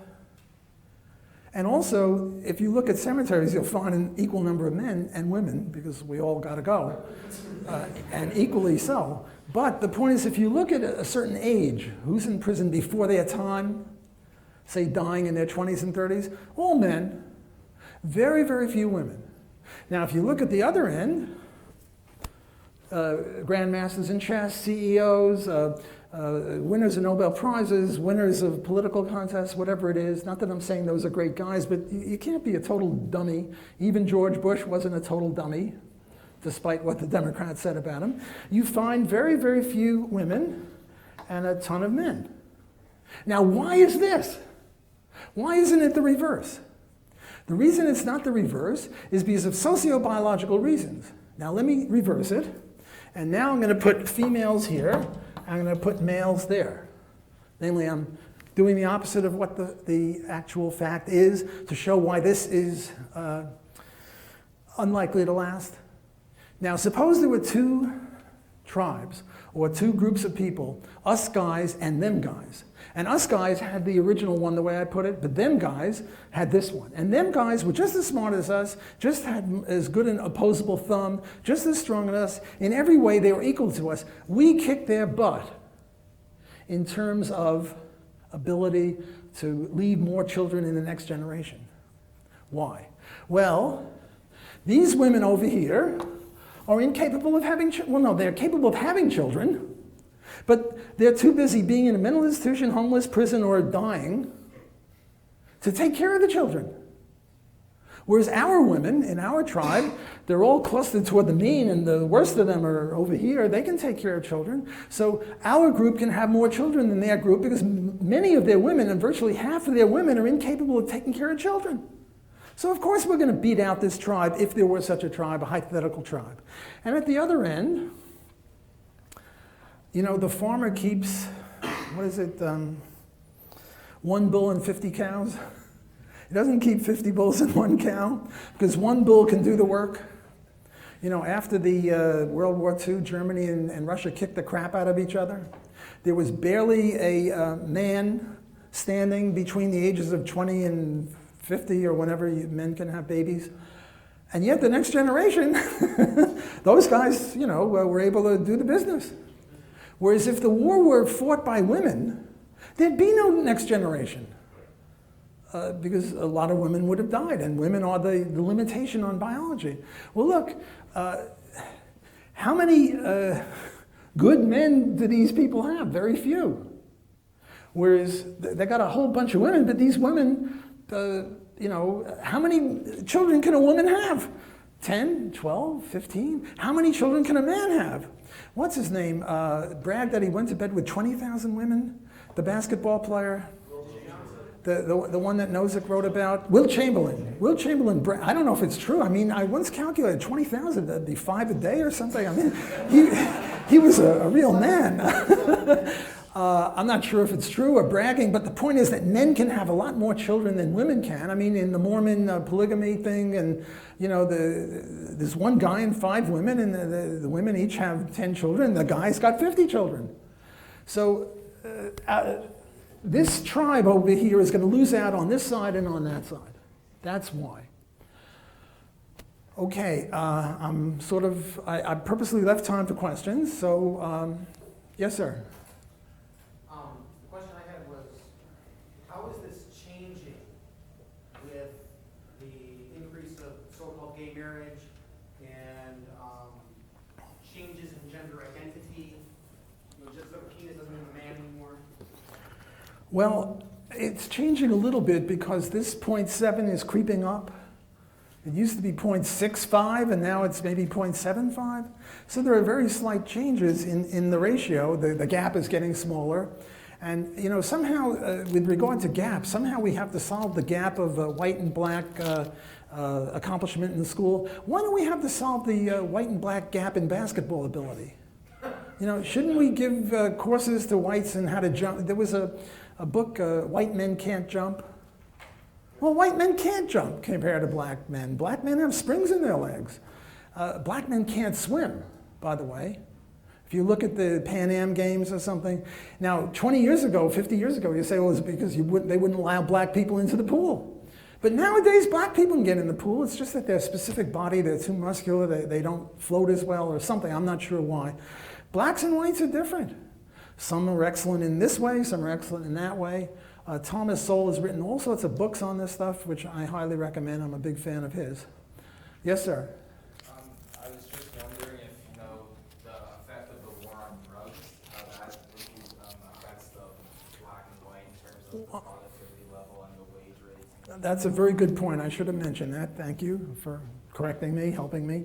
There's a disproportionate number of blacks in jail for drugs. Now, the libertarian view is nobody should be in jail for drugs, but the way I understand it, that blacks use certain kind of drugs and whites use other kind of cocaine or something, and somehow the cocaine that the blacks use is given more penalties than the one that whites use. And you know the reason for it in the US? It was the black caucus in the Congress that did that. Why? Because they see drugs as evil, and they wanted to have more penalties for it, geniuses that they are. The big problem is blacks are shooting each other like flies. In New Orleans, every weekend, there are 5 black people shooting each other and killing each other. In Ramaland in Chicago, it's the same thing. Now, this can't help productivity. So I certainly agree with you. That's another reason for it. Yes, sir? I'm going to ask about EQ. EQ? Emotional quotient. What about it? Well, there's a lot of, I've read some paper a long time ago that said EQ is about, high EQ is about a predictor of leadership in a corporation. Well, I'm not really up on that, but I think people have made studies of that and probably have some sense that women have more EQ than men and they can get along better. I'm not really sure about that. Yes, sir? So another thing with any two groups is if you have more children and you have them younger, you can end up with an average age that is low. I'm not sure exactly the statistic, but like the average black person in America is like 3 years younger than the average white person as well. Yeah, there are lots of very particular studies about the black-white differential and the male-female differential, and they study things like that. What's the average age? For example, Sowell does this thing about Japanese and Jews. They're much older, whereas some of these other racial or demographic groups are much younger. So if the average age of your group is 22, it should be no surprise that you're making less money than if the average age is 44, because 44-year-olds make more than 22-year-olds. Yes, young lady in the back. I have a question about the female wage, male wage statistic. So is that based upon men and women in the same jobs or across the whole workforce? That's across the whole kit and caboodle. This is U.S. statistics for every man and every woman. Okay, so my question. That's okay, go ahead. Is, do you think as like libertarians or as economists, however you want to classify yourself, that we are responsible for trying to deal with the societal issues that lead to that statistic instead of just like working the same job, therefore, you know, the market will take care of it, right? Well, look, first of all, you can't ask an Austrian economist about this because dealing with problems is not the province of economics. Economics is a value-free subject. So we're now talking about libertarians. Do libertarians have an obligation to deal with this? And not only deal with it in terms of all women and all men, but how about men and women working in the same whatever, same factory, same lab, same God knows what.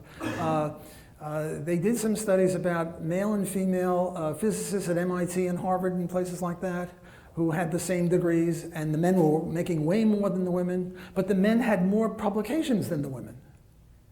And you can imagine that a married woman, especially a married woman with kids in physics, would be at a grave disadvantage to a male counterpart in physics who also had children, but his wife is taking care of the children, and she's taking care of the children, so she'd be at a grave disadvantage. Now, from a libertarian point of view, Libertarian is a very narrow, by the way, I'll be giving a speech on what libertarianism is tonight at that evening session around 7:30.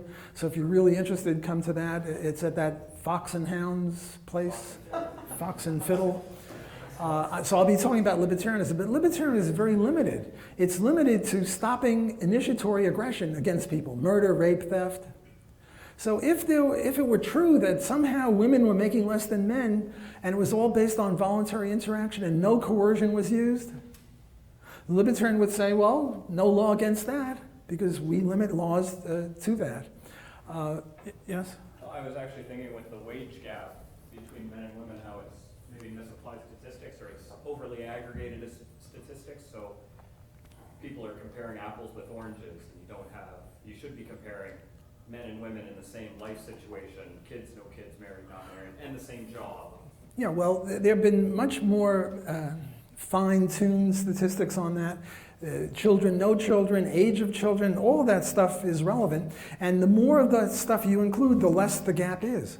But I'm just taking one thing, just marital status, and that alone accounts for virtually all of the gap. But you're right, that if we take into account other things, there'll be more. Yes, sir, the guy in the green. This isn't really much of a question like from an economic standpoint or from a political standpoint, but you've been looking into this business question, I suppose. You've been looking into the statistics. How close do you reckon we are to equilibrium? You know, is there a bit of an unexploited profit opportunity? Do you think that someone in this room that might be able to exploit? Do you think that? Well, there are always, I mean, we're never at equilibrium. The mainstream, they're rabid about equilibrium. But the Austrians don't look at equilibrium. I mean, we look at it and we see it and it's important, but it's not all important. And in reality, we're never at equilibrium, or very rarely. And if we are, we're off there because somebody's going to change tastes, or it's going to rain, or it's not going to rain, and the umbrella price will go up or down, and that'll have other reverberations. So there are always profit opportunities. And if this were true, what you people, if you go into business, do is hire women. But I don't think you're going to make any money from that, because I don't think there's any systemic discrimination.